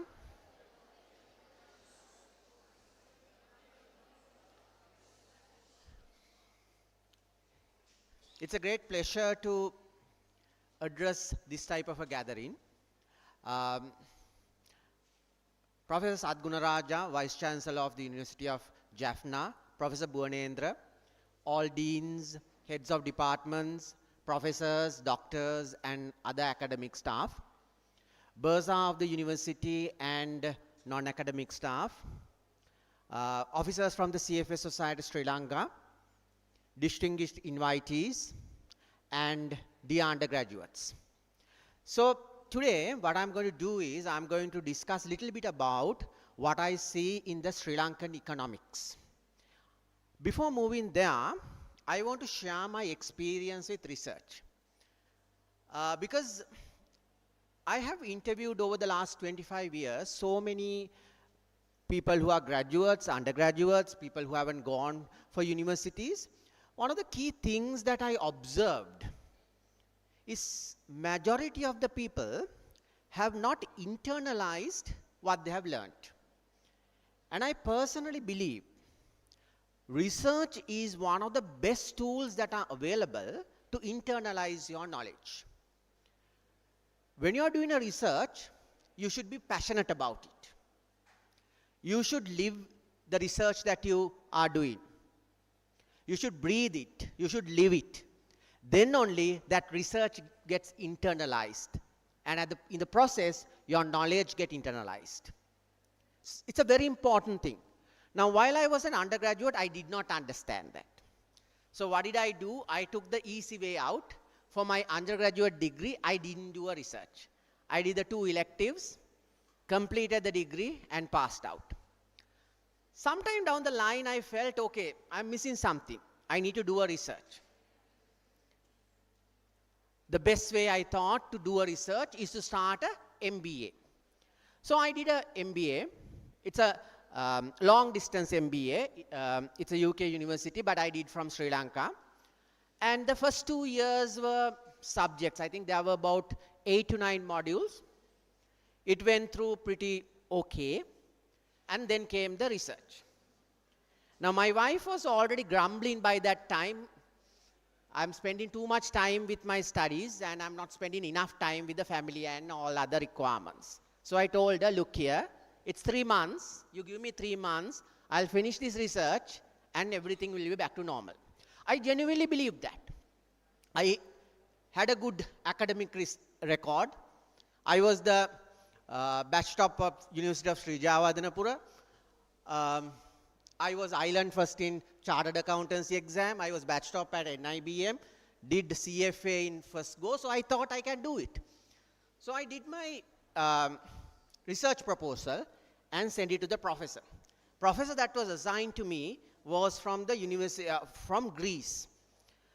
So he didn't say many things. He asked me, are you planning to come to UK for graduation this year or not? Because what I have done unknowingly was that I have taken 5 research questions to investigate, which I thought I could complete in 3 months. My research was on S&P SL20, so I sent him 5 questions. He said, if you are going to do these 5 questions, you will not graduate in this year, so better you cut down. Okay, so I took his advice. I cut down the number of research questions to 3 and sent it to him. He returned. Without asking anything, he cut down 2nd and 3rd research questions to investigate and told me, investigate only 1. I was very happy because now I was thinking of researching 5 questions. Now I have to research only 1. And my professor has recommended, and I think my research question was, what happens to a stock? The volume and the price when a stock is added to the S&P 20 Sri Lanka index and stock is removed from the index. What is the abnormal gain in the price and what is the abnormal gain in the volume? So that was my research topic. I spent decent time, did the research and submitted. I think after about 2 months I did the research, 15,000 words, did the research review, the literature review and submitted. Rejected. Then he told me come on for a Skype call, because those days WhatsApp was not the most popular way of communicating. I went for a Skype call. He gave me a 15 minutes lecture and gave me a reference list. You read these books, journals and articles and come back. From that point onwards, for the next 6 months, 15 minutes every week, he had a call with me. He gave me, every week he gave me things to read. And at the end of the entire process, I would have read about 200, maybe 150 to 250 articles, books and journals. And he got me to spend about 30 hours every week for the next 6 months. Believe me, I was married, I had a kid, and I was doing a full-time job in corporate sector. When you are doing a private sector job, corporate, you have to, generally you work from 7 to 7, so 12 hours gone.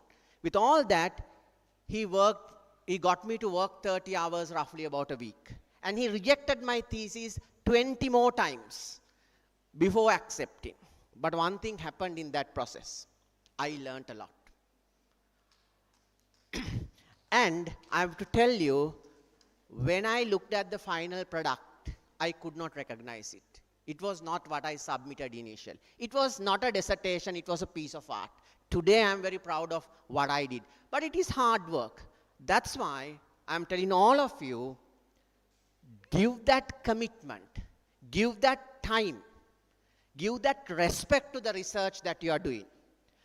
And believe me, one day when you are going to the corporate sector or academic sector, wherever you go, you will get the benefit out of it. During that 3 months, 6 months, you will feel agonized, but that's okay. Do that sacrifice, and you will benefit. You will be rewarded in the future. So, so I thought I should share this experience that I had, and I'm very happy to hear that there are more than 30 articles or 30 research papers that has been submitted for this research symposium. That means there are a lot of you who believe in research. There are a lot of you who believe in research, and there are a lot of you who are engaged in research and be passionate about what you are doing. That's what makes the difference. Okay. I think enough talking about my experience in research. I hope your experience is much more easier than that, but believe me, it will be rewarding.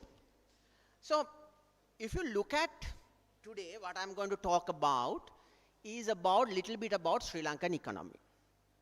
And you know that when you make a presentation, when you deliver a speech, it's a combination of two things.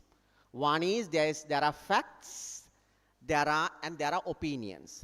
But today, considering all the timings of this presentation, I would more focus on the facts rather than opinions. So I'm going to talk about 3 aspects. Number 1, I'm going to talk about the debt restructuring process that all of us went through. I'll talk about decline in interest rate environment, but very interesting. Why I'm saying very interesting? When I did this presentation, it was a decline in interest rate environment. But from about 2 weeks, maybe mid-August, mid to late August, we are seeing an uptick in interest rates. So I'll talk about that later. People believe that the interest rates have bottomed out and they are coming back. Now, if you look at treasury yields this week, I spoke to a few people who are in the subject. They expect it to be somewhere around 14.25 to about maybe 14.5%, which is quite a huge increment compared to what it was 1 month ago or 2 months ago. They were in the 11%, 12% range. So there is a uptick. The interest rates have bottomed out and going up. But my main presentation, I'll talk about mainly how to benefit from a decline in interest rate environment. And if you look at the exchange rates, what is the dollar right now? It's around 300, going up and down a little bit.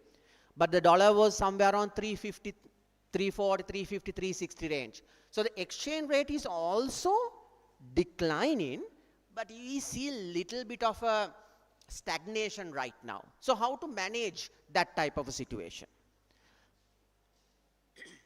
The next thing is the property tax. Now, property tax, if you read the latest technical recommendation that is issued by the IMF on 23rd of August 2024, about 2 weeks ago, there can be implication for all of us. But I'm going to talk the facts related to the property tax and possible things that you may have to look out for. The final topic that I'm going to discuss is the climate change. So the first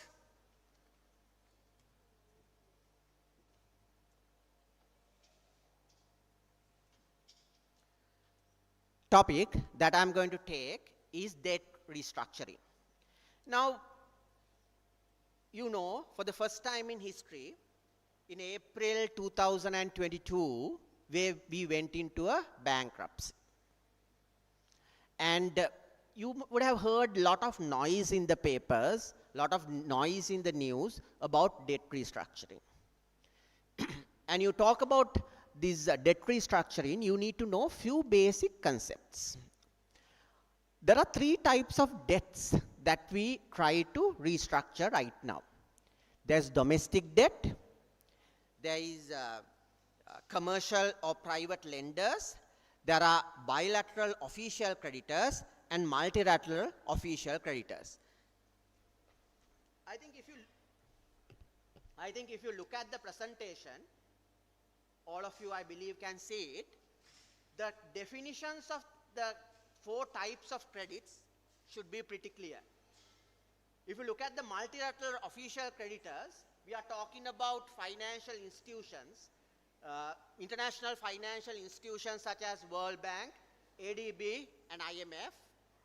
And if you look at bilateral official creditors, we are looking at the official loans that we have taken from other countries. Then if you look at commercial creditors, we are looking at ISBs, as well as the commercial loans that we have taken from financial institutions. Then we have to look at the domestic debt. At the moment, the government of Sri Lanka has done a lot of negotiation with regard to all these types of debtors, all these type of, creditors, and have come to some sort of agreement. And our understanding is that at least 95% of the debt restructuring is over right now. These are the IMF targets. When IMF looks at, they want to see the debt sustainability. How do they look at debt sustainability? They look at the public debt to GDP ratio.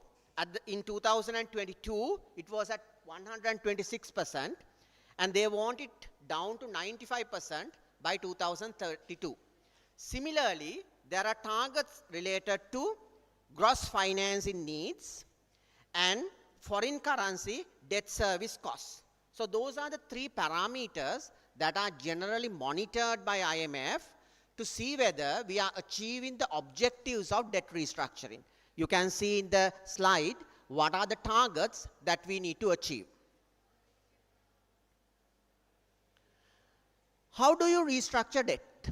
There are three ways of restructuring debt, and we have used a combination of all these methods while we were restructuring our debt. What are these three methods? There can be a principal haircut.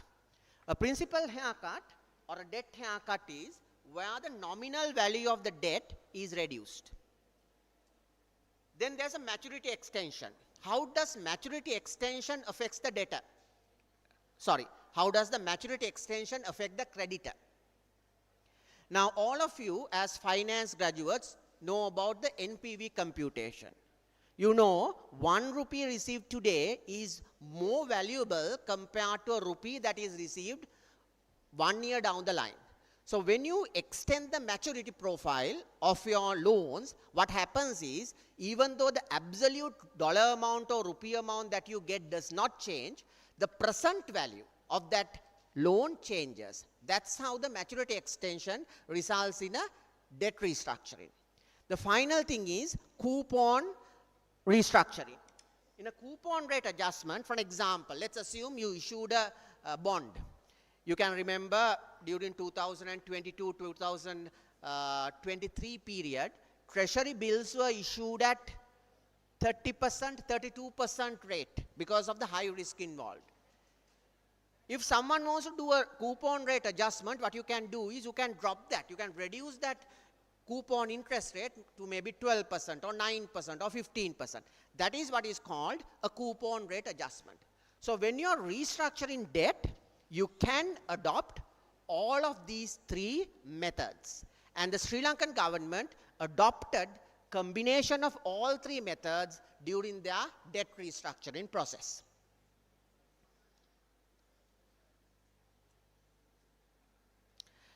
This is a timeline of what we have gone through from April 2022 up to May 2024 in the chronological order what has happened when it comes to the debt restructuring. Okay, so we believe the debt restructuring is over or almost over right now, but one thing that as finance professionals, what we need to be aware of is that whether there can be another round of debt restructuring if those original objectives of IMF, that means public debt to GDP, debt servicing, gross finance needs, if those original objectives are not achieved, whether there can be another round of debt restructuring. So that's something we need to keep looking out for. And when we are investing money as financial professionals, and especially you invest not your money, you invest other people's money. You have to make sure that the other people's money that you invest is safe.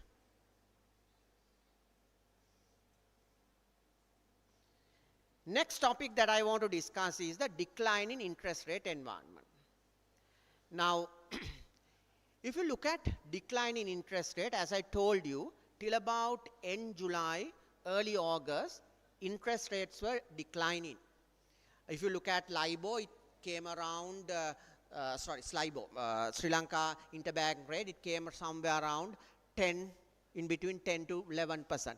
Now it has again started going up, and during the last 2 to 3 weeks, there is about 200 basis point up compared to what it used to be. So how is a decline in interest rate affecting us? And also, how we can make use of a decline in interest rate environment. That's something as finance people that we need to be aware of. If you log into the Colombo Stock Exchange website, you can see 4 debenture IPOs listed there. Why is that? In my opinion, why it is listed there is now they want to lock the interest rate at a lower rate. So if you feel as borrowers, not as lenders, borrowers of finance, now the interest rate is at a lowest point, what you should do is you should issue long-term securities, instruments, and try to lock the interest rate at that time. For an example, there are some people who offers housing loans, personal loans at variable interest rate. Now, if you have taken loans at a variable interest rate, what happens is with the interest rate going up, there is a possibility of upward adjustment in the interest rate. So, if you believe this current trend of upward movement of interest rate is going to be there, it is the best time to lock it. And also, businesses can refinance debt. Now, for an example, let's say that during the 2022 period, you took a loan at 22%. Now, if the interest rate is 12%, you can refinance it. You can settle it and borrow at the lower rate. So you need to be very careful about the interest rate movements when you are making finance decisions. Because I know a lot of people, a lot of my friends who have borrowed at variable interest rate have got their fingers burnt when the interest rate goes up. And also, if you are a lender, that is if you are a borrower, if you are a lender, what you need to do is you need to see whether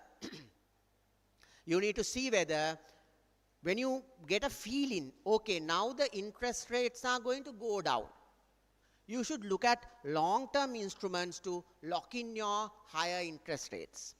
Because from a lender's perspective, securing a higher interest is always important because that is your income. So be aware of the interest rate movements. Look at how the interest rate is moving. And if you are a lender, try to lock the higher interest rate. If you are a borrower, try to lock the lower interest rate and get the advantage of interest rate movement. Similarly, exchange rate.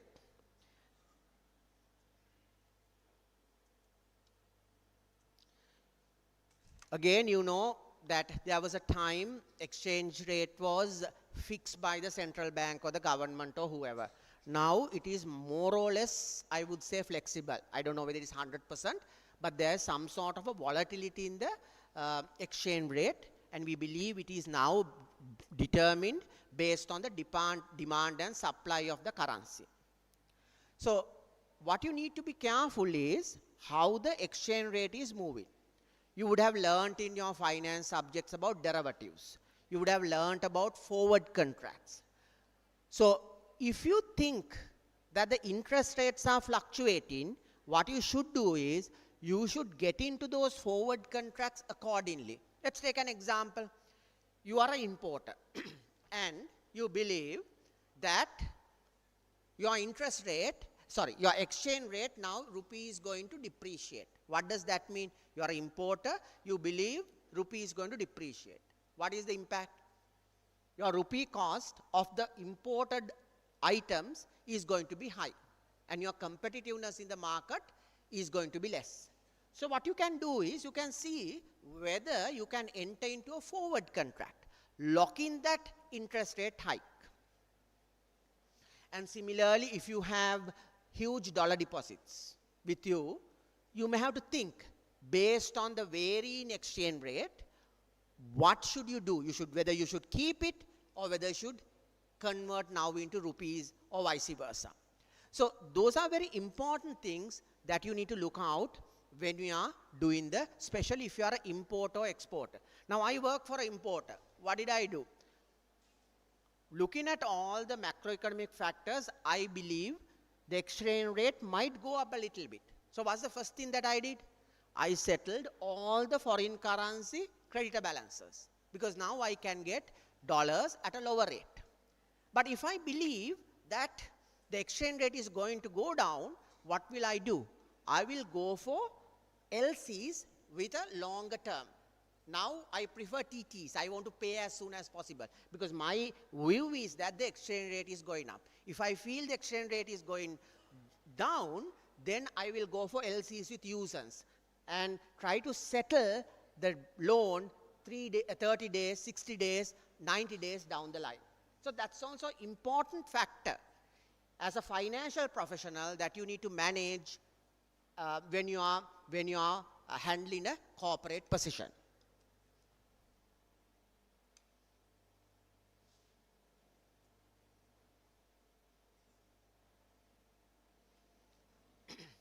This just-in-time inventory is also a very important thing, because what happens is, assume that you have imported goods at a very high rate. Now your rupee cost of that inventory is high. Exchange rate is going down.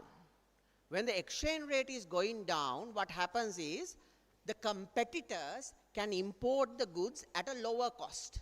So you have in your stores goods which you bought at a very high price, and the competitors are bringing in at a lower price. Your competitiveness goes for a 6. So in the time of exchange rate volatility, it's very important that you manage your inventory position without keeping excessive stocks.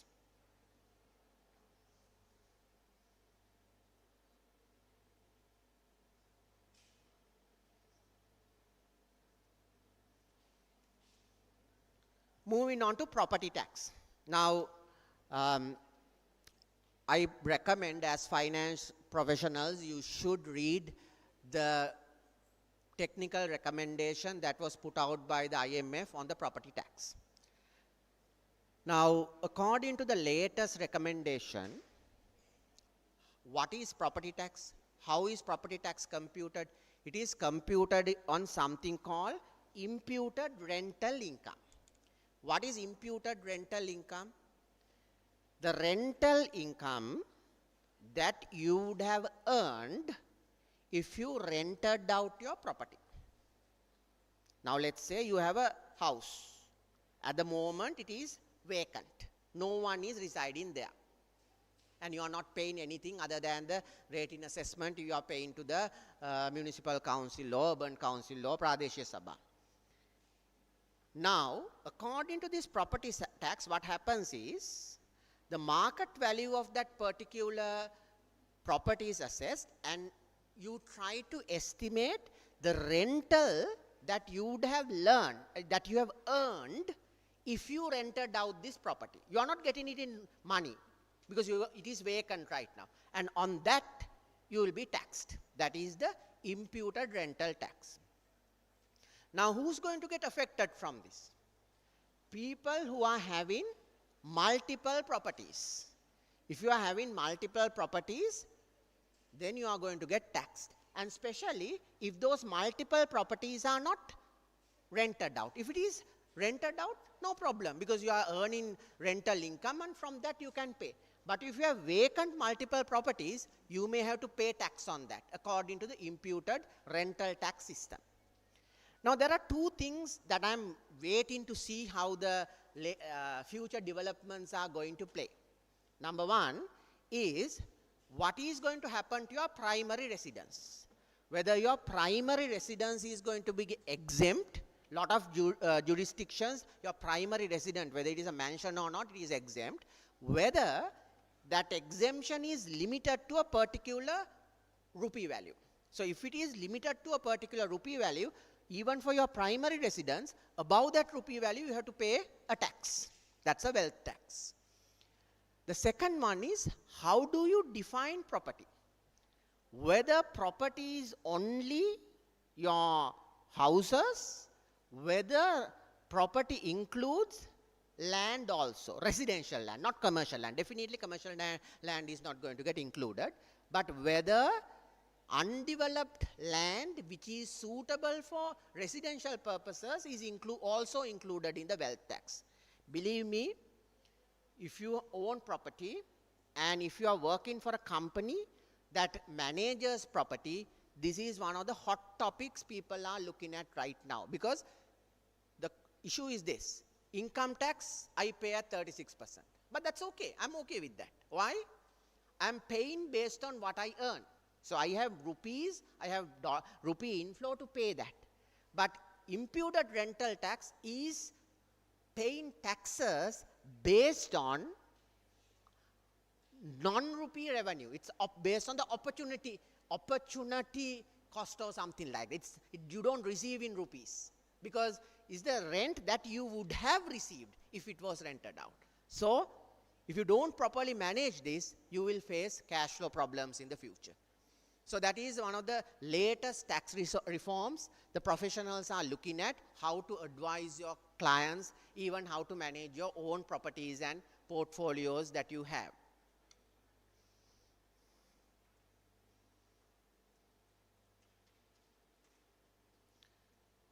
The final thing that I want to talk about is the climate change. Some time back, it was like smoking.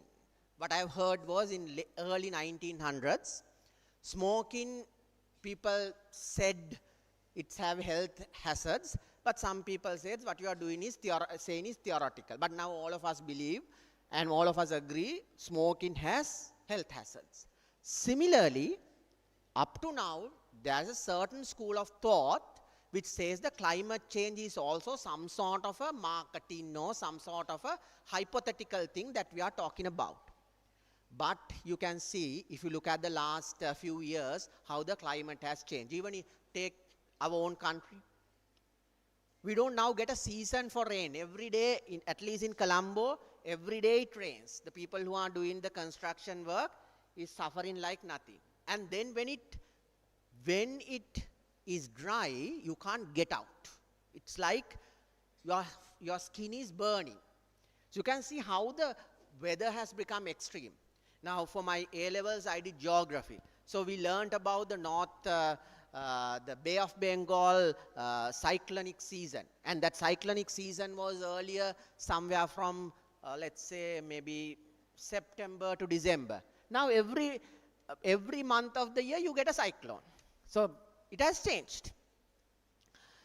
So looking at all these things, it's very important to understand the climate change and take necessary steps to make sure that you and your company and your country have necessary safeguard to protect you against the climate change. And it gives you a lot of business opportunities. Now, especially foreign investors, before they invest, they see whether you are a company which is towards sustainable development, which does not use fossil fuel, which is for green policies, which use reusable energy sources. That has created a lot of investment opportunities also. There are so many conferences, targets, which I have put in this presentation, which I'm not going to go through, but the most important thing for us is the business opportunities. What are the business opportunities that we have? The renewable energy industry is coming up huge. You can see there are a lot of solar projects. People talking more and more about wind power, solar power, and other renewable energy sources. And foreign investment, especially big funds, have a mandate to invest in renewable energy. They don't want to invest in fossil fuel. Don't want to use a name, but if you look at recent listings, some people were skeptical about certain IPOs which are coming into the market, whether there will be enough foreign interest because they are more related to fossil fuel. I don't know. That's something I have heard from the market. So this renewable energy thing is very important, especially from a global investing context. Green transportation. Now you can see electric vehicles coming. They will be more popular going forward. Still, I think Sri Lanka is more towards fossil fuel vehicles, but hybrid vehicles which use less energy, as well as the electric vehicles, will become more and more popular in Sri Lanka and throughout the world. Smart grids and energy efficient technologies is another area that may become popular. Also developing early warning systems, because of the various outliers that we face pretty often nowadays, and there should be early warning systems about various natural disasters that can come into play. Sustainable construction, the material that we use. People don't want to use material that is harmful for the environment. They want to use more eco-friendly material for the development purposes. And also eco or sustainable tourism. You can see there's a lot of tourism. There's a theme, eco-tourism, sustainable tourism, that is there. So as businessmen, as professionals, what is important to us is to understand how the climate change is going to affect us and look at the business opportunities that are available while minimizing the impact to us, the society, as well as our businesses. So I thought these may be 5 topics that you can research in the future, you can study, you can pay attention to, and you can read about. Thank you very much. Thank you for inviting me for this process.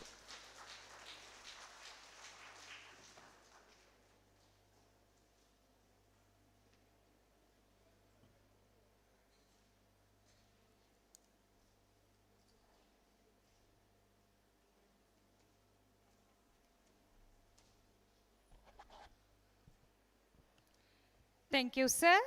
That was an amazing, insightful talk delivered to the audience, reflecting the current financial aspects of our country.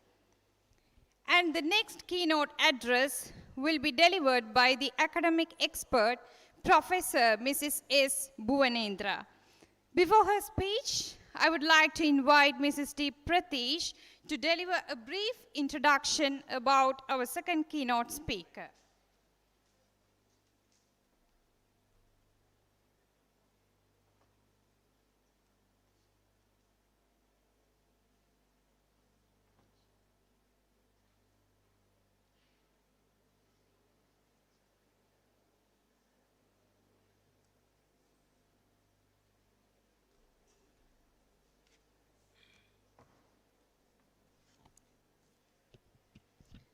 Very good morning, ladies and gentlemen. The Mother University of Jaffna stands tall, her ancient walls echoing with the laughter of triumph. With every graduate soul, he nurtures a dream, a vision, and hope and brilliance. Today, her daughter, shaped by wisdom and perseverance, steps into the world as a beacon of her legacy. The truth, knowledge that once grew her holds and blooms. And now the world behold the fruits of her labor. University of Jaffna smiled for her daughter. She seek own reflection, strong resilience, and destiny to shine. Yes, it is great pleasure and immense pride that I stand before you today to introduce our keynote speaker for the Undergraduate Research Symposium, discussing academic and inspiring leader, and my beloved teacher, Professor Sandarubi Bonendra. Professor Bonendra journey began here at the University of Jaffna, where she pursued her Bachelor of Business Administration. Her commitment to academic excellence propelled her to the University of Colombo, where she earned her MBA, and later she completed her PhD at Pondicherry University in India. Her academic achievements are just not impressive. There is a testament to her unwavering dedication and passion for knowledge. In recognition of her outstanding performance, she was awarded the prestigious Tambeya Mudaliar Charitran Trust Prize for the Best Performance in Business Administration 1993-1994 academic year. Throughout her career, Professor Bonendra has taken on significant roles, including Assistant Secretary and Treasurer, and has served as a coordinator of MPA in Finance program at the Postgraduate and Mid-Career Development Unit in Faculty of Management and Finance at University of Colombo. Additionally, she served as a Director of Finance Education at the Sri Lanka Finance Association and has previously headed the Department of Finance. Notably, she received an Indian Government Commonwealth Scholarship in 2012 and the Australian Award Fellowship in 2017, conducting postdoctoral research at Monash University, Australia. Professor Bonendra actively conducts research, teach undergraduate and postgraduate courses, and supervise research at various levels. Her research interests span capital structure, corporate governance, behavioral finance, financial well-being, and entrepreneurship. She has an editorial experience, having served as the editor of the Colombo Business Journal and currently as the associate editor of Journal of Emerging Finance, Market and Policy for the Sri Lanka Finance Association. As a fellow alumni of the University of Jaffna, I am particularly proud to see someone from our university rise to such a height. Professor Bonendra is not just an academic. She is a mentor and a beacon of inspiration for all of us. Her journey reminds us that with the hard work, determination, and commitment to the excellence, we can achieve our dream. Today, we are gathered to celebrate research and innovation. We are honored to have Professor Bonendra share her insight and experience with us. Her presence here is not just a recognition of her achievement, but also a celebration of the legacy of the University of Jaffna, a legacy that we all carried forward. Please join me in welcoming our keynote speaker, Professor Sandarubi Bonendra. Madam, this is all to you. Thank you for the wonderful opportunity.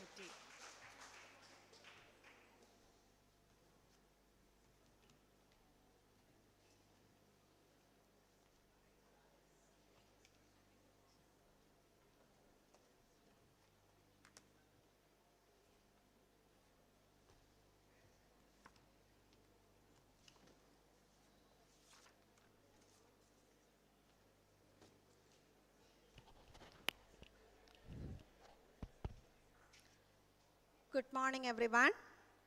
Honorable Vice Chancellor, Professor Sri Satkunaraja, Dean, Faculty of Management Studies and Commerce, Professor Gangadharan, Keynote Speaker, Mr. Aruna Pereira, Director, CFA Society, Mr. Nuwan Javarthana, CEO, Mr. Aruna Piris, CFA Society Sri Lanka, Convener of the URS 2024, Professor Jogendra Raja, Head Department of Financial Management, Professor Lingesia, other heads of departments, deans, former dean, Professor Nadaraja Sundaram,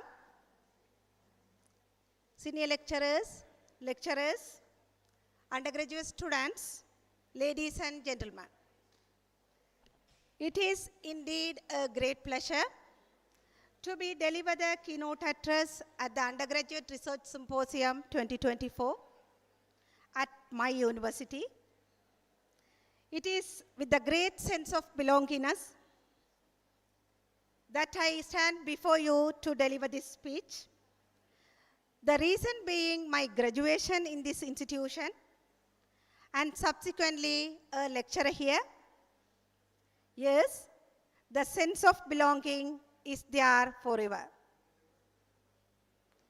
It is honor and privilege in front of such unique audience, all my teachers, my students, and my former colleagues. It's the great opportunity to see me and sources happiness to me to stand in front of you at this moment. First of all, I would like to express my sincere gratitudes towards the Vice Chancellor, as well as my two students, Dean of this faculty, and Head Professor Lingesia, and the staff and students of this Department of Financial Management, given this opportunity to provide the keynote address at URS 2024. I think we can move to the today's topic. Where the Mr. Aruna Pereira stopped it, I think I can start the topic from where he stopped. Accidentally, it's coincided. So today's topic for you is investment choices and sustainable finance, millennials and Gen Z perspectives. My focus for these undergraduate students and recently pass out the young generation. Together, we will explore today how we can make informed investment choices that should align with this financial sustainability. As we all stand in the crossroads with the rapid technological advancements like ChatGPTs, AIs, and awareness or challenges with this environmental and the social issues, it is essential for us, especially this young generation, millennials or Gen Z generation, they have to understand about how to make these informed investment decisions or choices. That choices not only secure their financial future, but it has to have a potential reshaping of the sustainable and equitable Sri Lanka. With this brief remark on the selection of my topic and the theme today is for this symposium. So we will move to understand what is my outline today for you. I will start with the introduction on what I bring the theme for you, talk about the importance of investment choices, how this world is racing towards this sustainable finance journey, understanding our young generation and the future with the world with these people, and taking the reins, how it's going with globally as well as in Sri Lanka towards our sustainable journey. Ultimately, we will see navigating what is the future for all of us. So I think I can start theoretically as academic to where we need to see what we learned. All of you learned corporate finance. Most of you know this model, what I am showing here. So this is basically connecting with our strategic finance primary objective. That conventionally, the finance literatures talk about this creating the values. That values should be aligned with his financial strategy as well as investment strategies. That should consistently align to create the values to achieve corporate goals and drive the business successes. So with this, beyond this, conventionally as a finance academics, professionals and all scholars or experts or researchers, what we focus and what we are now in 2024 and what is the rest of the future. So if we take that journey, first I think I can introduce my connectivity with this importance on these investment choices.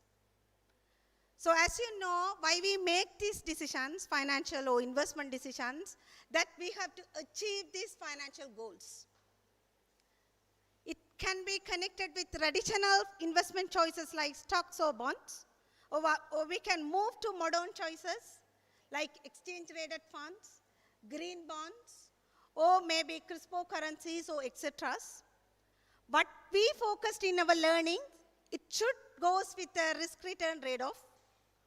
That should be goes through the portfolios and diversifications that ultimately create the value maximization for shareholders.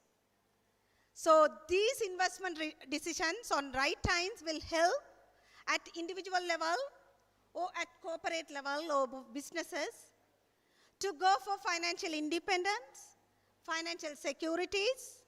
They can grow over the time and maybe face the financial hardships. I think I can move to what is the important theme you all need to understand about this sustainable finance and what we are talking about this. So this is beyond our conventional lines. We need to extend the literature, extend the approach. We need to see our lens through this sustainability or sustainable finance. So considering this concept, it's very dynamism. It's actually how you can examine this long-term focus or long-term returns by considering these environmental, social, and governance issues. So due to this dynamism, it's not easy to precisely define the boundaries of the term called this sustainable finance. If you look at this literature, these concepts one concept get with the many wordings. It can be called as ESG investing, green finance, socially responsible investing, responsible investment, or we talked as he mentioned well today about this climate risk. Now we called as sustainable finance. Taking one of the important definition, how we can define this term based on the European Commission definition.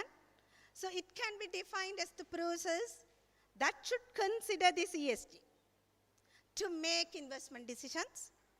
It means, it refers all these financial activities that should incorporate environment, social, governance criteria into their economic investment financial decision making. So it's very clear we have to go beyond our conventional lines. We already moved with that and we are going with that. So that is what you can see from the literature scholar. Marker in 2017 proposed the sustainable finance framework. It's, I think, very clearly explaining you about how these typologies are moving on. He clearly explained or categorized into 3 stages. So traditional finance, as we talked with shareholder value, while we move to now, there are 3 stages with SF1, 2 and 3. Considering this SF1, that should maximizing these shareholder values or value creations, that should considering with these negative impacts on these companies, maybe sin companies, sin stocks and etc. what you heard about. So moving from that stage to SF2, that should extend towards these sustainable finance areas. So here you can see this is the integrated approach. It means integrated into the economic or financial decisions, these externalities on this environment, societies, that should optimize in focus with medium term to go beyond the internal approach with only shareholders. You have to go beyond that to the stakeholder approach. It can be employees, suppliers, or social or environment. That should be in the stage 2. The future with this Sustainable Finance 3, that should be talked about. This mainly this is not the risk, it's the opportunity. Companies only survive or sustain only there whoever give this social, environmental considerations, then only it goes to what we see as this traditional finance term, value creation, shareholder value creation, so wealth. So this is stage 3. If we considering this actually the world corporates or businesses, say considering this over the stage, what I can see, so developed countries actually move to some level. That countries are maybe in between stage 1 and 2, or some companies move with this stage 2. Most of the developing countries are still in the beginning stage of 1. Or maybe some companies or some sectors, even in Sri Lankan context, we can say consumer sector, some move towards beyond stage 1. So stage 3 is the future for everyone, every businesses, corporates in the world. So moving from this, so if we go for understanding our young people, since they are my main audience today to listen my speech, so I want to make the speech for you students. So you are belonging to millennials or Gen Z generations. So in the population, if we take these people born between 95 to 2010, so accordingly now 49% of the world population belonging with these young people. So these young future investors. So taking these people actually, so these people are different from what we are the generation. So this generation is totally different by the rapid technological things, as well as they were exposed their value system with a well-connected world. Interconnectedness is very high for them. So according to the research evidences, I categorize 3 main characteristics of this group, these young people. They are socially conscious, technologically well-concentrated people, while they have a long-term thinking and consciousness towards these ESGs. So accordingly, if you take this recent survey actually, this is in 2022 Stanford Business School, done more than 1,000 investors, they have done this survey. You can see the generational shift in this sustainable investing, where you all are standing. Right, these millennials or Gen Z, you can see how you are there. More than 2/3 of this group, they can concentrating with this environmental, social governance on their decision making. That is what the fund managers found it. So they go with, pursue with their fund managers with the impact on these ESGs. I think talking about this sustainability is built in the world with this SDG Agendas 2030 by United Nations call for this all the member countries in 2015 by world facing lot of challenges, how we all can get together to make or overcome these challenges. So accordingly, these challenges or SDGs are concentrating for environment, social protection, social inclusion, balanced growth, or etc. So based on this actually SDG goal, why they have such concern, you can see there can be no plan B. Actually, there is no planet B. So we need to save this for our future generation. So accordingly, if you go for this SDG range, you can see globally. According to this agenda, that 30.3 trillion expected for global agenda. So moving to the countries, developed countries actually, operationalization and implementation over these 2030 agendas. But we can see actually US achieved nearly 48% increase. So Canada, Europe, and Japan, like Australia, other developed countries, similarly impacting with 20%.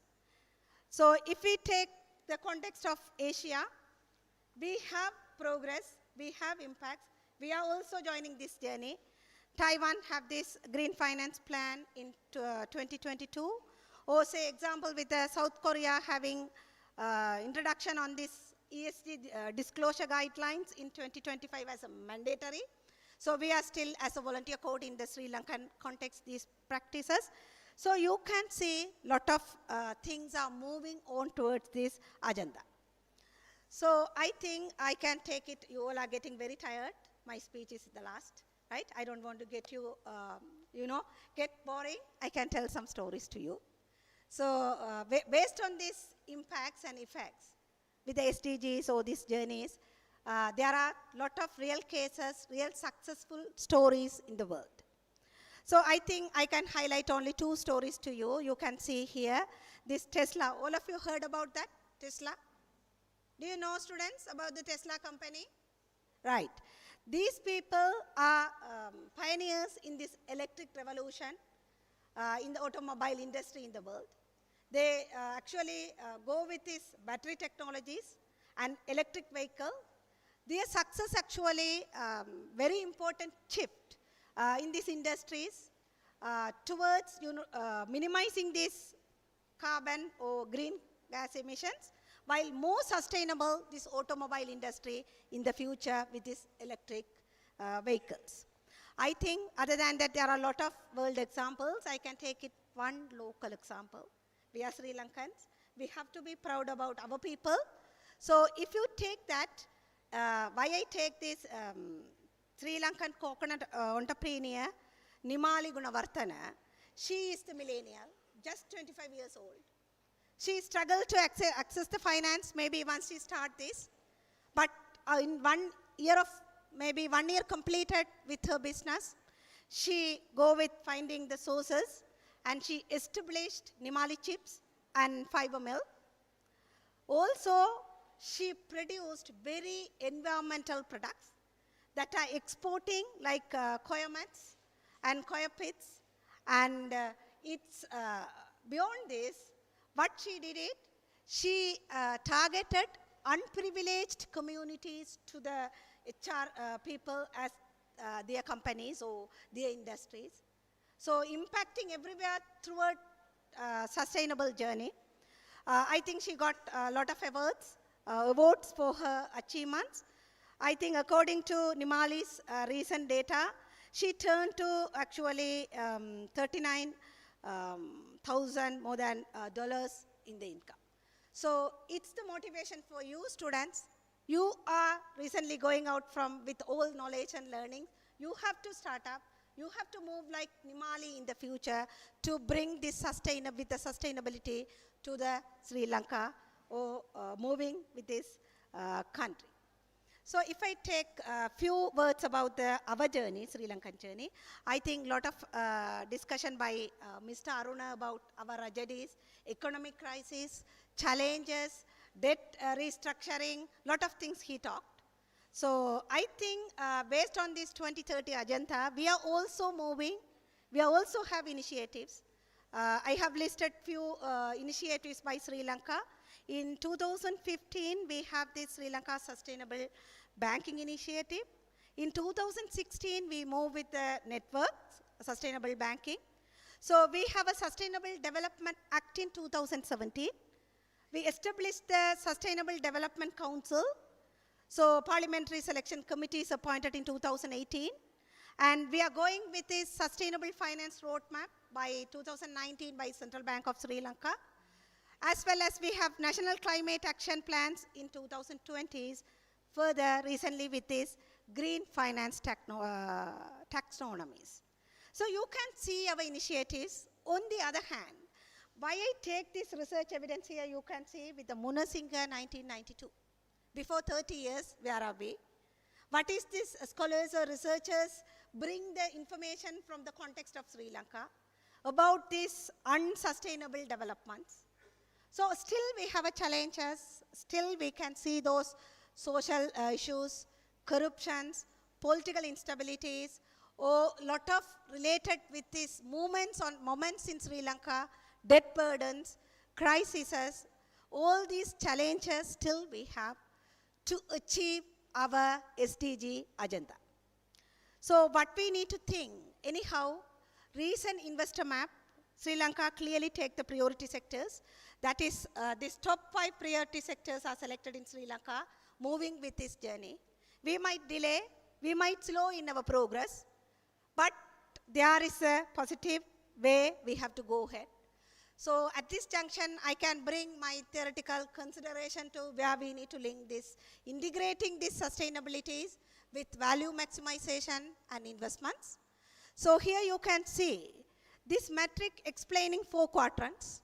Say we need to focus with this high performance, with the high alignments. You can see that talking about this mainly the green energy projects, investments, financing, that should reduce the cost and emissions and etc. So if you go for high performance, low alignment area, with you can see there actually initiatives that are effective in sustainability while we are not designed with our value creation. Say example, our recycling programs, that is costly while inefficient. So if you go for other quadrant with the low performance while high alignment area, our initiatives are well aligned with the value chain, but we are not performing well with the sustainability. So we can say the simple example with the profitable product lines with high carbon emissions. Moving to a very lower quadrant with both low side, performance and sustainabilities. So it can be connecting with a very poorly managed waste management programs that is not supported by even the key stakeholders. So why I take this theoretical matrix to you, you can categorize now all listed firms in CSC, where these companies are aligned, which quadrant they are, how many are there in the high alignment. What percentage we are moving even some companies with this. We can take some our manufacturing companies, they are with this high alignment.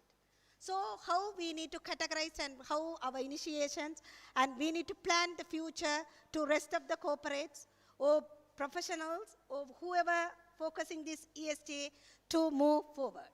Therefore, I think I want to take this future aligning the Sri Lanka to way forward with the value metrics, sustainable value maximization metrics. So how we can go ahead, I think I bring the way forward, what we need to do to move forward with this journey.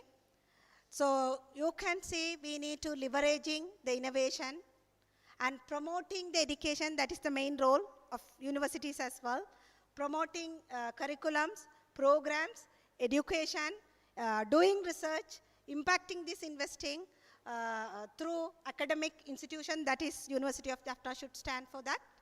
So we have to have a proper policy, implementations, governance, proper governance mechanism. Ultimately, we need to build the resilient economic community. That should align with this, actually, what I show, the first framework to coming to the future framework, you can see. These are the main players in any economy, individuals, households, and businesses, corporates, and the government. So where I link it from rational to what we have to go with this journey. So you can see with this earth with the natural capital, with the financial capital, as well as with societal concept, environmental concept, that should align with this sustainable lending, sustainable investment, and that should be going with sustainable practices, spending. Finally, ultimately move with, as I explained this, value creation with the long-term focus. Long-term is very important. We have to consider, we need to bring that journey that way. So I think I can say for this young group in conclusion, so as young investors, future investors of this country, you have to make your financial goals, investment decisions, or as a financial professional, or you are working in the corporates, with the consideration on this financial sustainability, with the value priority towards the long-term goals. So that should be the way you have to go ahead. In order to go ahead, we all need to transform our values, mindsets, behaviors, process, methods, tools, etc. So at conclusion, I want to conclude on my speech today that we all need to contribute toward this journey. We are part of this actually.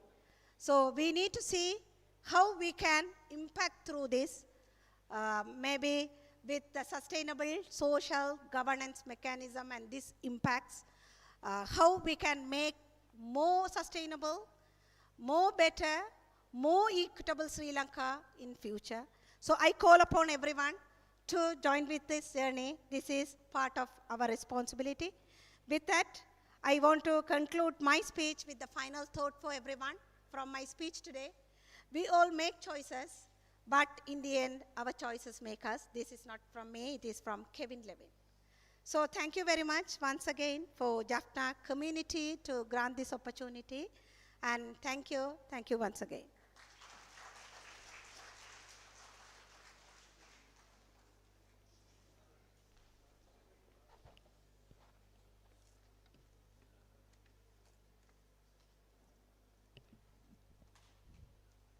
Thank you, Madam, for your remarkable keynote speech on investment choices and sustainable finance, millennial and Gen Z perspective. It's really an outstanding keynote speech that we need in the current scenario because we do not have planet B to move on. Thank you so much, Madam. Now this is the time to watch eye-catching small video clip reflecting the Department of Financial Management, Faculty of Management Studies and Commerce, University of Jaffna.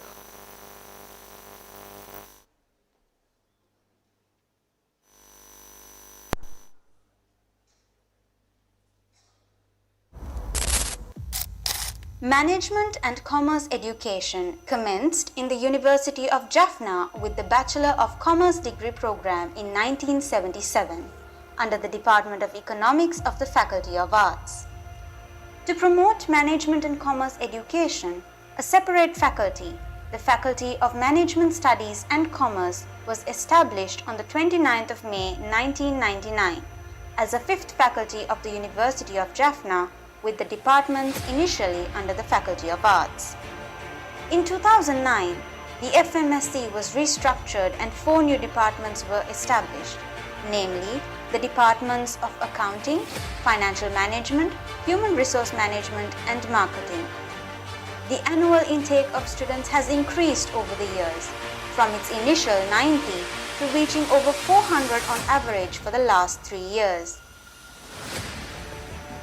Welcome to the Department of Financial Management. Our department was established on 15th October 2011 as one of 4 departments in the Faculty of Management Studies and Commerce.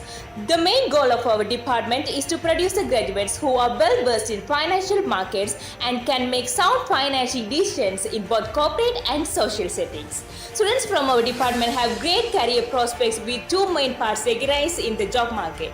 One is managerial finance, handling the finance function for businesses in industries like manufacturing and trade. The other part is in financial service sector, including banking, securities, microfinance, SMEs, real estate, and insurance.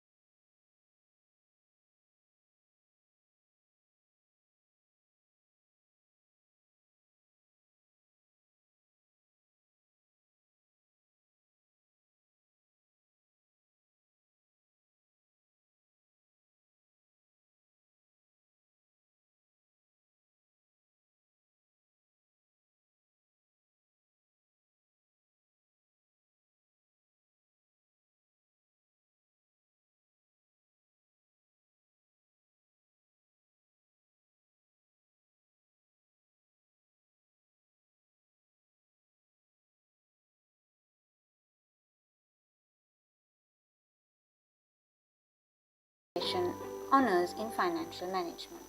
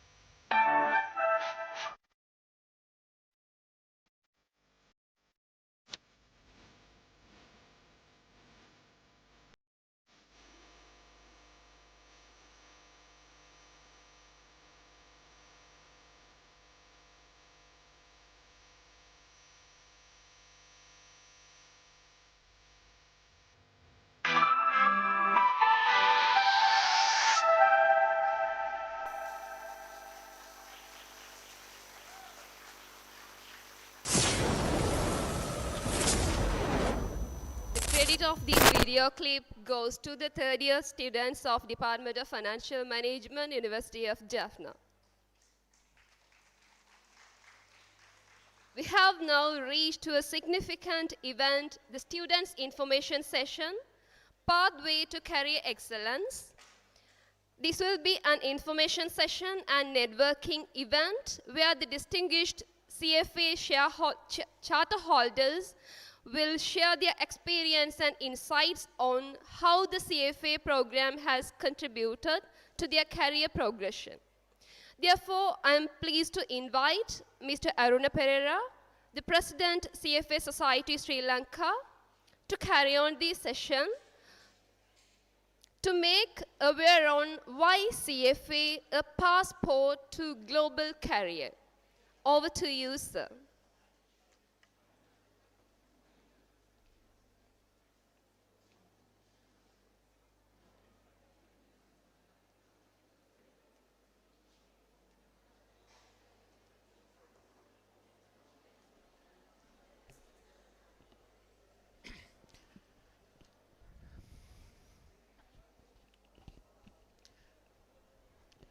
I think since we have gone beyond our schedule, I'll keep my speech to few words. So one thing that I was asked to talk about is how the CFA charter helped me in my career. So by the time I did CFA in 2004 and got the charter in 2007. So by that time I have done my BSc as well as my ACA as well. So why did I want to do CFA? One reason is I wanted to specialize in finance where which is accredited by an international body. So that's where the CFA journey started, and I can tell you where it mainly helped me is that because if you look at knowledge, you do MBA finances, we do ACA, we do CIMA, we do ACCA, lots of qualifications. But where for at least me it made a difference was that, I can give you an example. I used to travel to Africa quite a lot for various jobs. And when I travel to Africa, a lot of people there don't know you, don't know the country, don't know Sri Lanka. So one of the ways that I connected with the crowd was that to introduce myself as a CFA charter holder, because when you introduce yourself as a CFA charter holder, there are CFA charter holders in the other country in the relevant industry. So you can easily make a connection. So that is an area which actually helped me during my career, especially going to different countries where they might not have heard of Sri Lanka, and to establish that connection. In addition to that, during my, when you do the CFA exam, the syllabus that I covered was very comprehensive. It covered almost all aspects that a normal financial analyst need to know when they are doing the investment, when they want to be an investment professional. So that knowledge, the recognition of name throughout the world are the two factors that actually helped me in my career moving forward. Of course, then what I did was I joined AMBA Research, which was now known as Equity Knowledge Partners, where when you're working with foreign clients, that having that CFA qualification give lot of credibility to what you are saying, the work that you are producing. So I don't want to take a lot of time because I think we are over the schedule, and those are few ways which I thought that helped me in the career while obtaining the CFA charter. Thank you.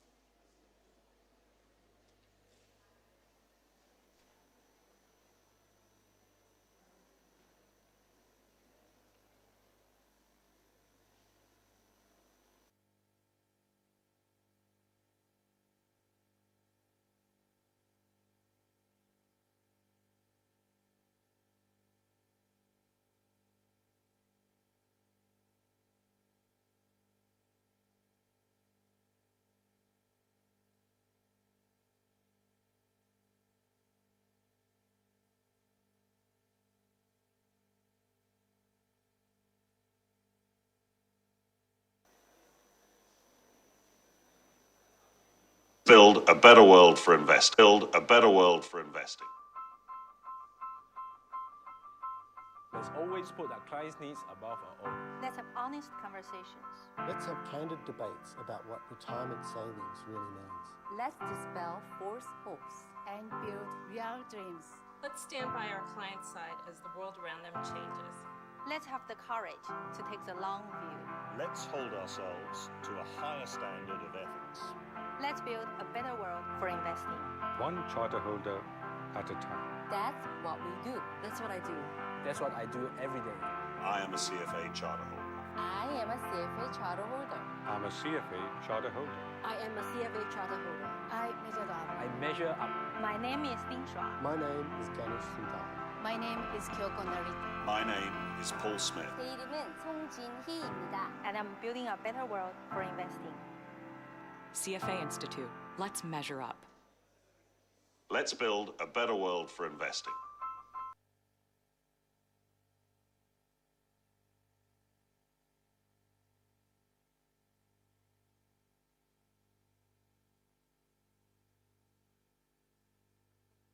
Joseph for delivering an informative session briefing on the significance and value of CFA program in the job market around the globe. Next, I humbly call upon Mr. Nuwan Jayawardena, Director and Chairperson, CFA Society Sri Lanka, to provide insights on the CFA program curriculum. Over to you, sir.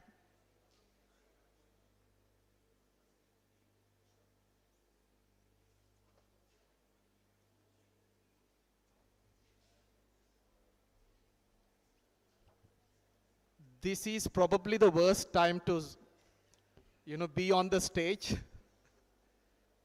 I think everyone is keen to head back and probably get your lunch first and then go on to the tracks, right? But bear with me for maybe, 10, 15 minutes. I'm going to share something, very important within these 15 minutes, which you will not regret, especially given that, you are very keen to explore research and also comes from finance backgrounds. So,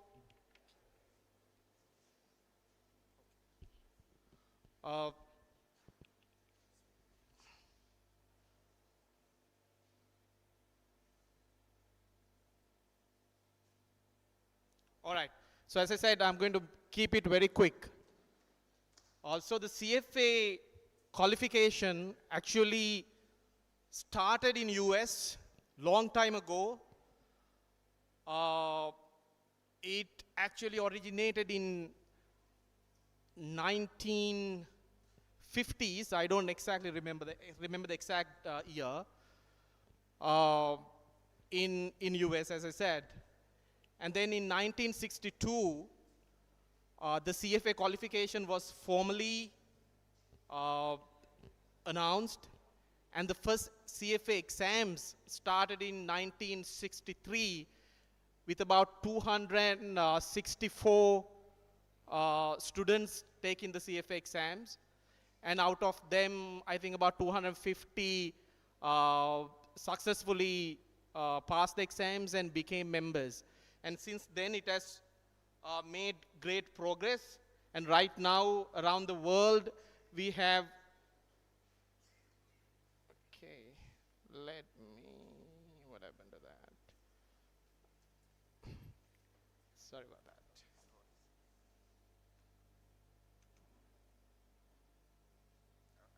How do I move? Oh, with that.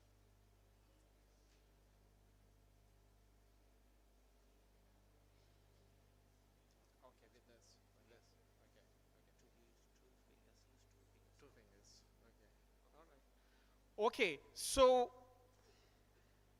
CFA qualification is a unique force without the within the investment profession. Simply, it's a global not-for-profit organization. As I said, its origins are in US, but it's a true international qualification. It's the world's largest association of investment professionals. As I said, it has about 190,000 investment professionals at the moment, and that number continues to grow.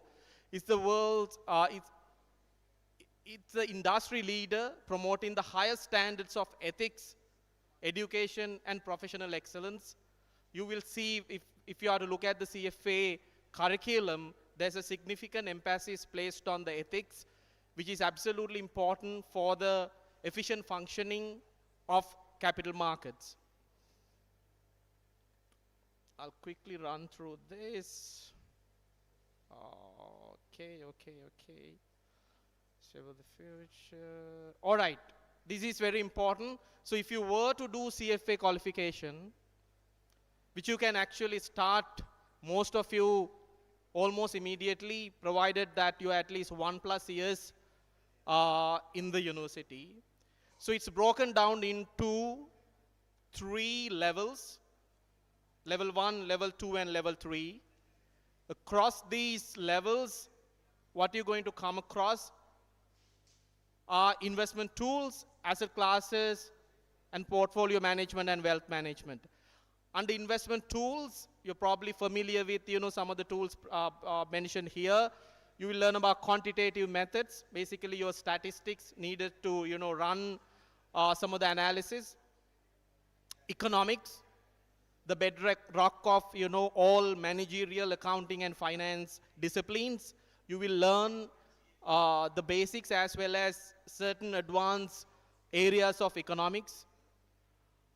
Financial statement analysis, very important in understanding the companies, is to basically be able to understand the financial statements, understand their interrelationships, and be able to basically forecast how those financial statements going to be in the future for you to be able to come up with a valuation and a recommendation for a company.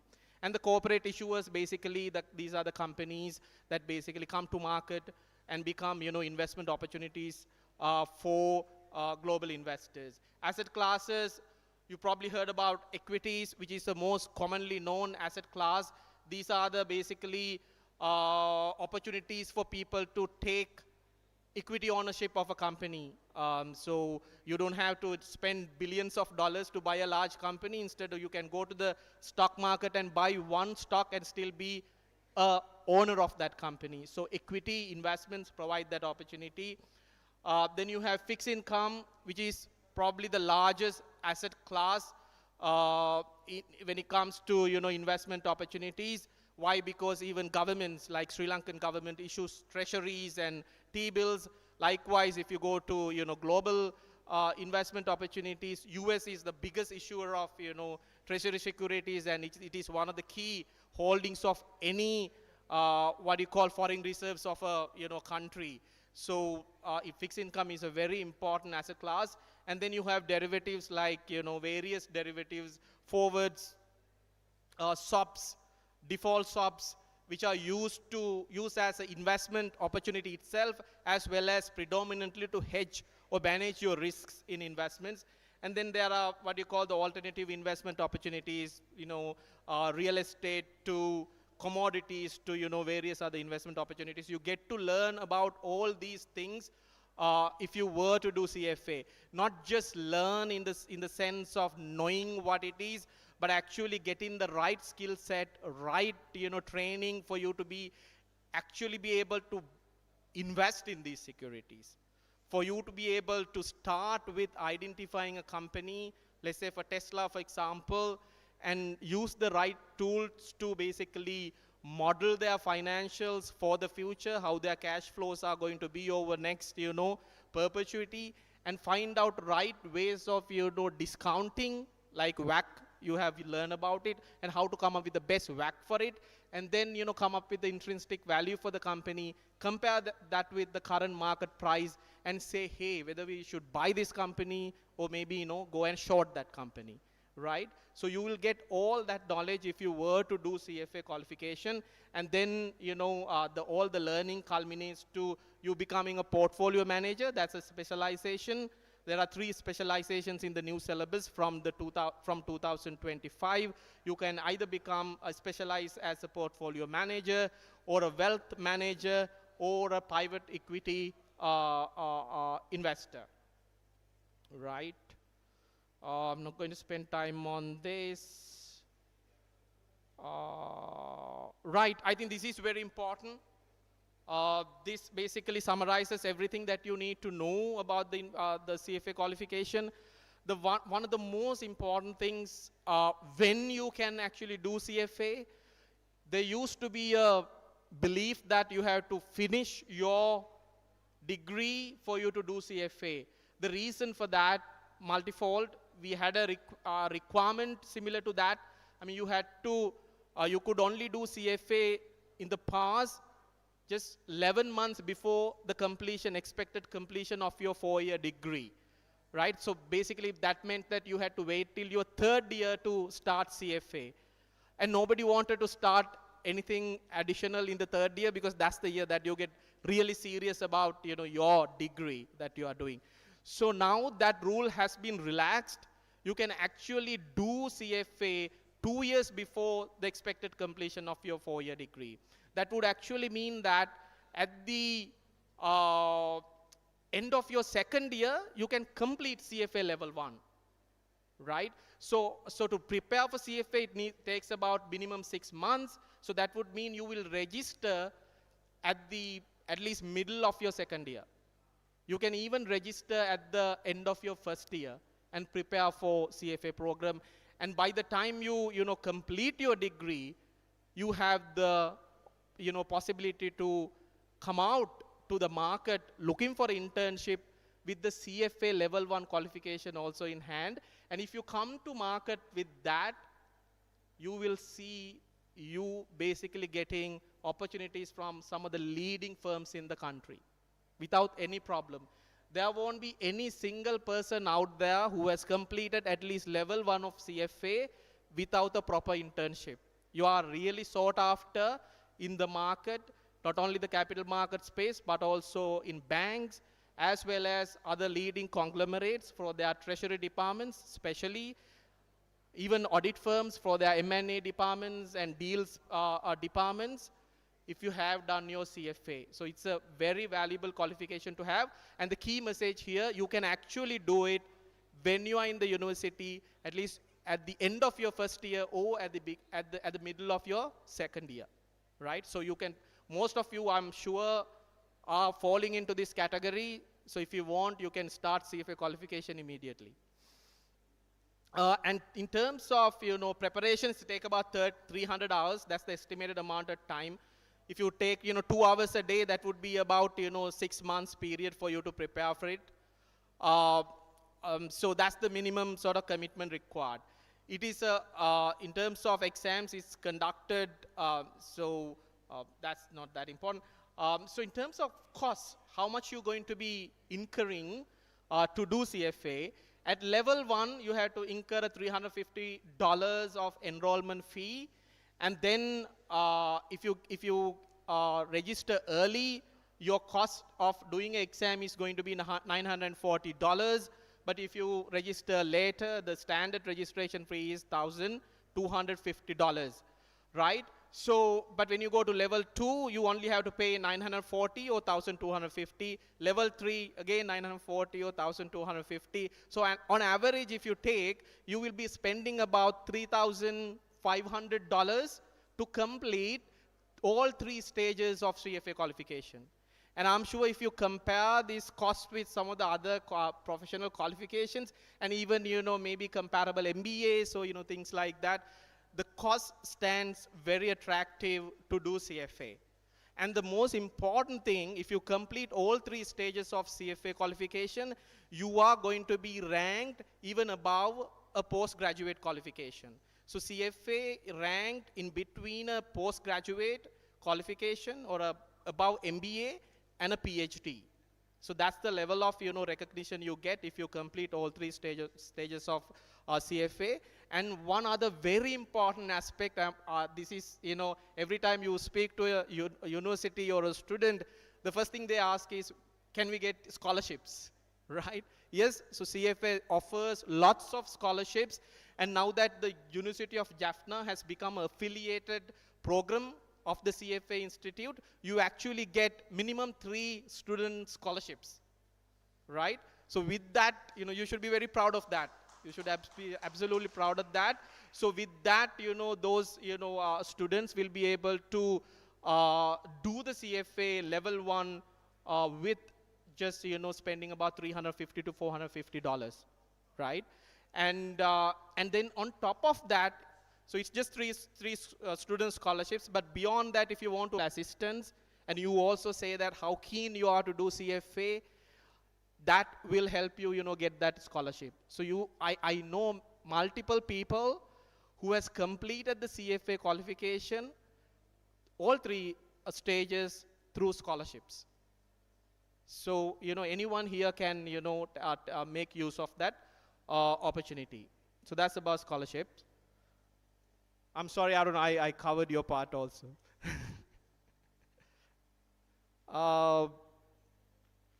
Right, so I spoke about the eligibility rule relaxation, so you basically can do it immediately if you are in the university, right? Again, good reason for celebration, yeah. Right, why changing, it will change. One other thing, scholarship we talk about. So, this is also important. If you were to become a CFA charter holder, what kind of opportunities you can look at? And when I say opportunities, I'm not talking about opportunities limited to Sri Lanka. I am talking about true opportunities across the globe. These opportunities, now with the technological evolution, you can go and expose to them by going abroad, but that's not absolutely needed. You can even do it while in Sri Lanka. For example, the firm that I work on the daytime have about 500 people, professionals, who have come from the local university system and with CFA, professional qualifications like CFA, who are supporting some of the leading investment banks, asset managers, I mean, a couple of names to mention maybe to give some sort of idea, you heard of names like Goldman Sachs to, Bank of America to BlackRock, working from Sri Lanka with those firms, right? You have example here, one of your faculty members, Ms. Mithila was actually one of those, proud alumni of our company who actually supported a UK-based leading hedge fund while being in Sri Lanka, right? So you have multitude of opportunities opening up for you with a qualification like CFA Charter, which is the global passport for global capital market opportunities, right? So in terms of what you can do, you can become a portfolio manager, you can become a research analyst, you can become a investment consultant to, multiple, sort of opportunities, both and across large area of, asset classes. And if you look at, these are some of the institutions, leading institutions across the world that value people with CFA qualification. And you recognize, I'm sure, all these names. And when it comes to Sri Lanka, so these are some of the leading institutions in Sri Lanka. So the banks you see here, all the, you have the audit firms, you have some of the leading conglomerates. These are just few names, that recruit large number of CFAs. Equity Knowledge Partners, the company that I work for. Linear is a recent wealth management firm that has come up. Central Bank employs large number of CFAs. Likewise, there are, large opportunities in leading companies available if you are to do CFA. And in terms of job roles played by the CFAs in Sri Lanka, about 40% of them are financial analysts. Another 30% of them are the portfolio managers. And the rest, 30%, about, equal 10% each, are CEOs, CFOs, and CIOs. That's the kind of value that the CFA creates if you complete it. So I spoke about, how much you need to invest. These are, some of the people, who have successfully completed CFA qualifications very recently. Some of them soon after completing bachelor's, but most of them have done it while, they were in the university as undergraduates. You are looking at Inisha here, who is now a senior assistant vice president in strategist corporate finance and strategy for John Keel's group. Right, there are a lot more, so for example, Dilum, he has again started CFA soon after his qualification. But for example, Piyumali, who is a senior vice president at Commercial Colombo Stock Exchange, she, started CFA as an undergraduate. Right. I think I will, stop my presentation here. If you have any questions, any other information that you, would like to know about CFA qualification, we have a voluntary information officer in Jaffna now from today. That would be Ms. Mithila. She has completed her CFA, all 3 exams, and awaiting her membership. So she will be available for you to, get any information. But if you need anything beyond that, she will, refer you all to us, and we will be happy to support you throughout this journey. This is just a, small fraction of, CFA qualification. There's a lot to learn. And in terms of the support we provide, we have a very strong society in Sri Lanka. We have about 250 people here. But the important thing is we are very well connected. And we all take pride in giving back to the society.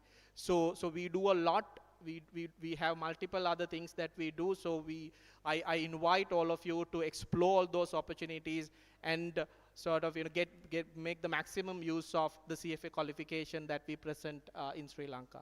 Thank you very much.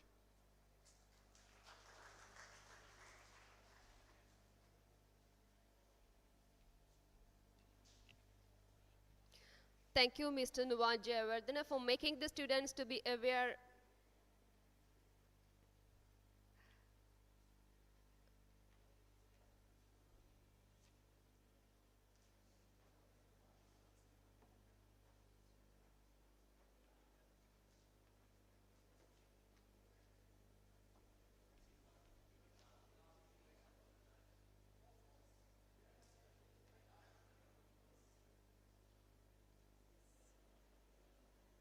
Thank you, Mr. Nuvan Jayawardena, for making the students to be aware on the curriculum of CFA. If you have any questions, you may clarify with Nuvan. Please feel to ask. Other than what's there for lunch?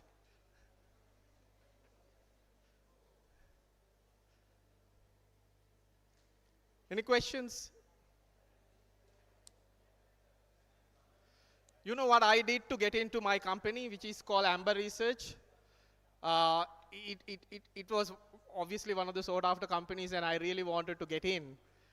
The secret source I used was basically to register for CFA. I went to the interview and said that, I have started doing CFA. That made a big difference.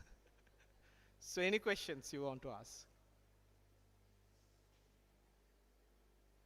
Right, we will be there for a little longer during lunchtime below.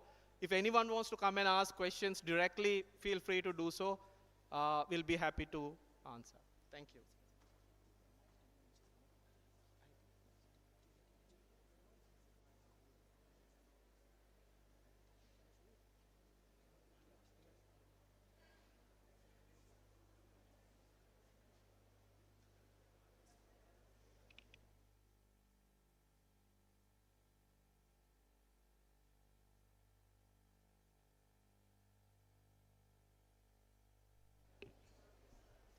Next, I would like to invite next speaker, Mr. Aruna Alvi, CEO, CFA Society Sri Lanka, to share the valuable insights on scholarship opportunities of CFA program.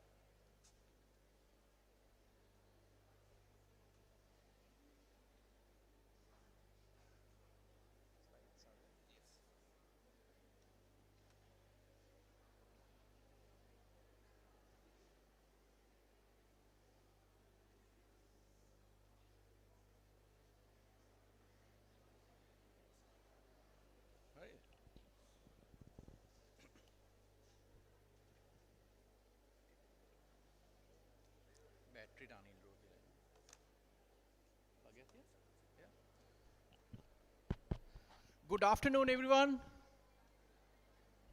Good afternoon, everyone. Once more, because your words should be heard by entire CFA Institute. Good afternoon. Very good. So I'm going to take only 3 minutes, and I want to keep a record by delivering a shorter speech today. 3 minutes. Is that okay? Right. You would like to get a scholarship from CFA Institute? Yes? Good. Right. So I'll tell you few things. There are 3 types of scholarship when it comes to the CFA Institute. One is access scholarship. Second one is student scholarship. Third one is professor scholarship. So as far as you are concerned, this University of Jaffna is concerned, you are valid to, as a student, you are valid to apply for the first one and second one. And the professor scholarship is suitable for academic staff in University of Jaffna. In fact, since you are a university affiliated partner of CFA, you will be anyway entitled for some scholarships, student scholarships, as well as professor scholarship. But as far as access scholarship is concerned, you need to go to our website and look at the details. So if you are planning to do CFA, and if you are planning to apply for a scholarship, there are a few things that you want to look at it. First, plan yourself. Yes, you are going to apply for a scholarship. You decide whether you want access scholarship or a student scholarship. If it is an access scholarship, remember the CFA Institute going to give you waive of 75% of the cost. Do you like that? Yes or no? You would like to get a 75% discount to do the CFA? I can't hear. Very good. Right. So if you want to get that, go to the CFA Institute website, and then there are deadlines. If you plan to do your exams in next year, say if you are planning to do the exams in August 2025, you had to apply. The scholarship window will be open, and then look at the dates, and you apply for the scholarship. If you get it, then you can apply to sit the exam.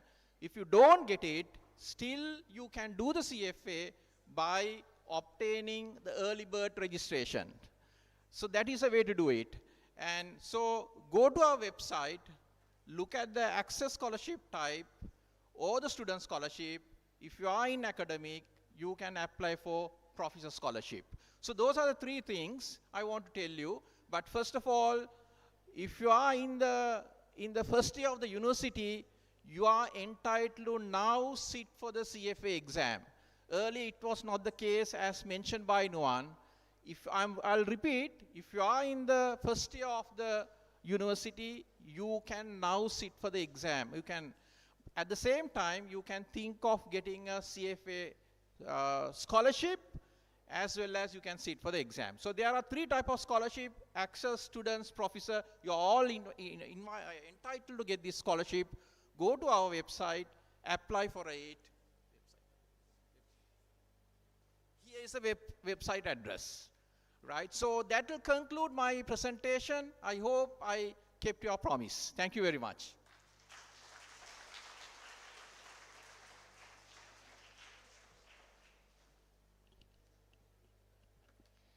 Thank you, sir, for providing such detailed and useful information on CFA scholarships. Your insights and guidances are greatly appreciated. Now let's move on to the last event. To deliver the vote of thanks, let me invite Mrs. G. Mithila, Secretary URS 2024, to the stage.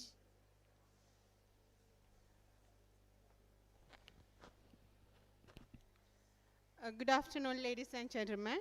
As we reach the conclusion of this remarkable journey, I am honored to extend our heartfelt thanks to you for your invaluable contribution throughout the Undergraduate Research Symposium 2024. This event, organized by Department of Financial Management in collaboration with CFA Society, Sri Lanka. First and foremost, we thank the Almighty God for giving us the strength, guidance and resilience to overcome every challenge and make today's event a success.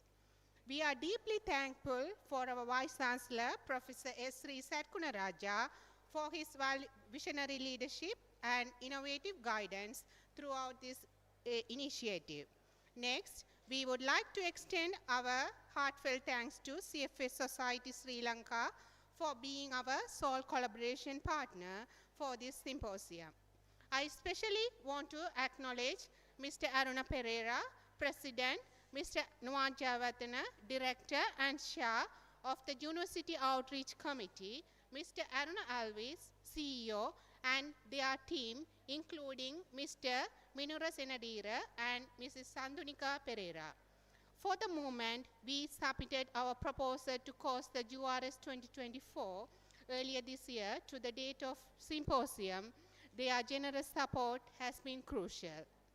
I am particularly grateful for their role in securing the CFA institution affiliation, which is important for our students' global recognition, and for providing scholarship opportunities for CFA exams. Additionally, I appreciate their support in introducing me as a CFA information officer for Jaffna region.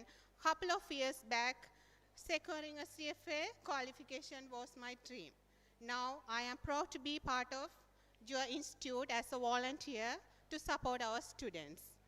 I also want to thank them for organizing this information session on pursuing global career excellence through the CFA designation, which is definitely familiarize our students with the CFA program. Next, we express our sincere thanks to the council members, Bursa, Registrar, the deans of the faculties, the retired staff of our faculty for their presence and support. Your participation has greatly enhanced the significance of this event. Next, we extend our heartfelt thanks to our Dean, Professor N. Kankadaran, for his unwavering support and tireless effort in planning and executing this event.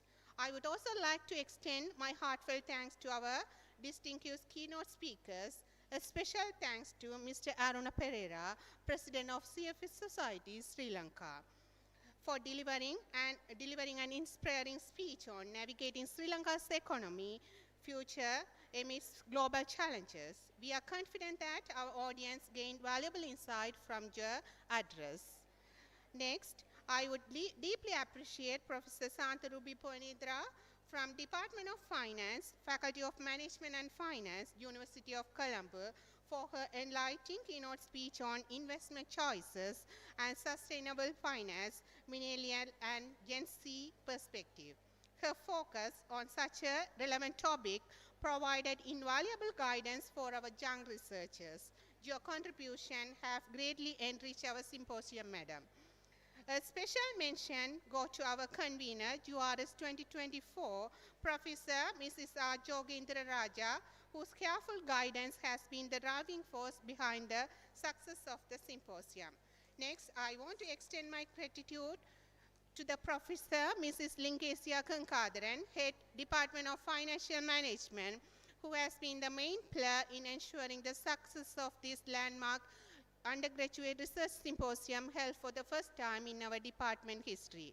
Her exceptional dedication and tireless effort were crucial in bringing this event to life. Further, her unwavering support and assistance were crucial in securing the affiliation with the CFA Institute. This achievement is a proud milestone for all of us. Thank you, madam, for your remarkable dedication for elevating our university to the new heights. Special thanks to our editorial committee for coordinating with the reviewers, managing the review process for the past 3 to 4 months. We are extremely grateful for the reviewers, chairpersons, coordinators of the technical sessions, and the evaluators for the Best Paper Award for their time and expertise, which has been the invaluable to the success of our symposium. We cannot forget to acknowledge our students for providing a captivating welcome dance, which added a touch of cultural elegance to our symposium. We are deeply thankful to every members of our department staff, including academic support and non-academic staff, and all the staff of our faculty for their unwavering support during the planning and execution of this symposium.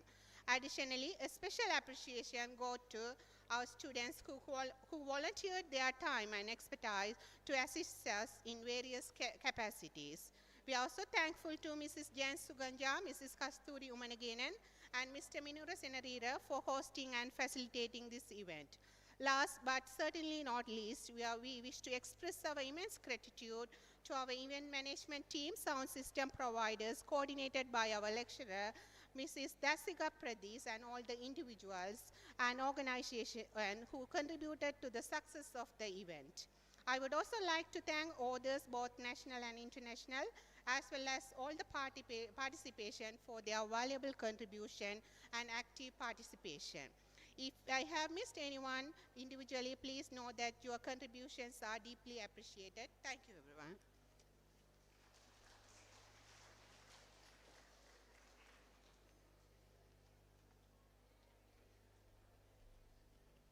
Thank you, Mrs. Midila Gaudaman, for your vote of thanks and your tireless effort for making this event possible and successful as the Secretary of URS 2024. Now, this is the time to conclude this wonderful event. Ladies and gentlemen, thank you so much. Your presence has truly made this day memorable, and we are deeply grateful for your participation to this event. It's now time to enjoy your delicious lunch. Dignitaries and staff are invited to the faculty boardroom on the ground floor to have their lunch, and the presenters and participants and students are welcome to proceed canteen for their lunch. Following the lunch break, we will reconvene for technical session. Thank you once again, and we look forward to continue our program together. Thank you so much.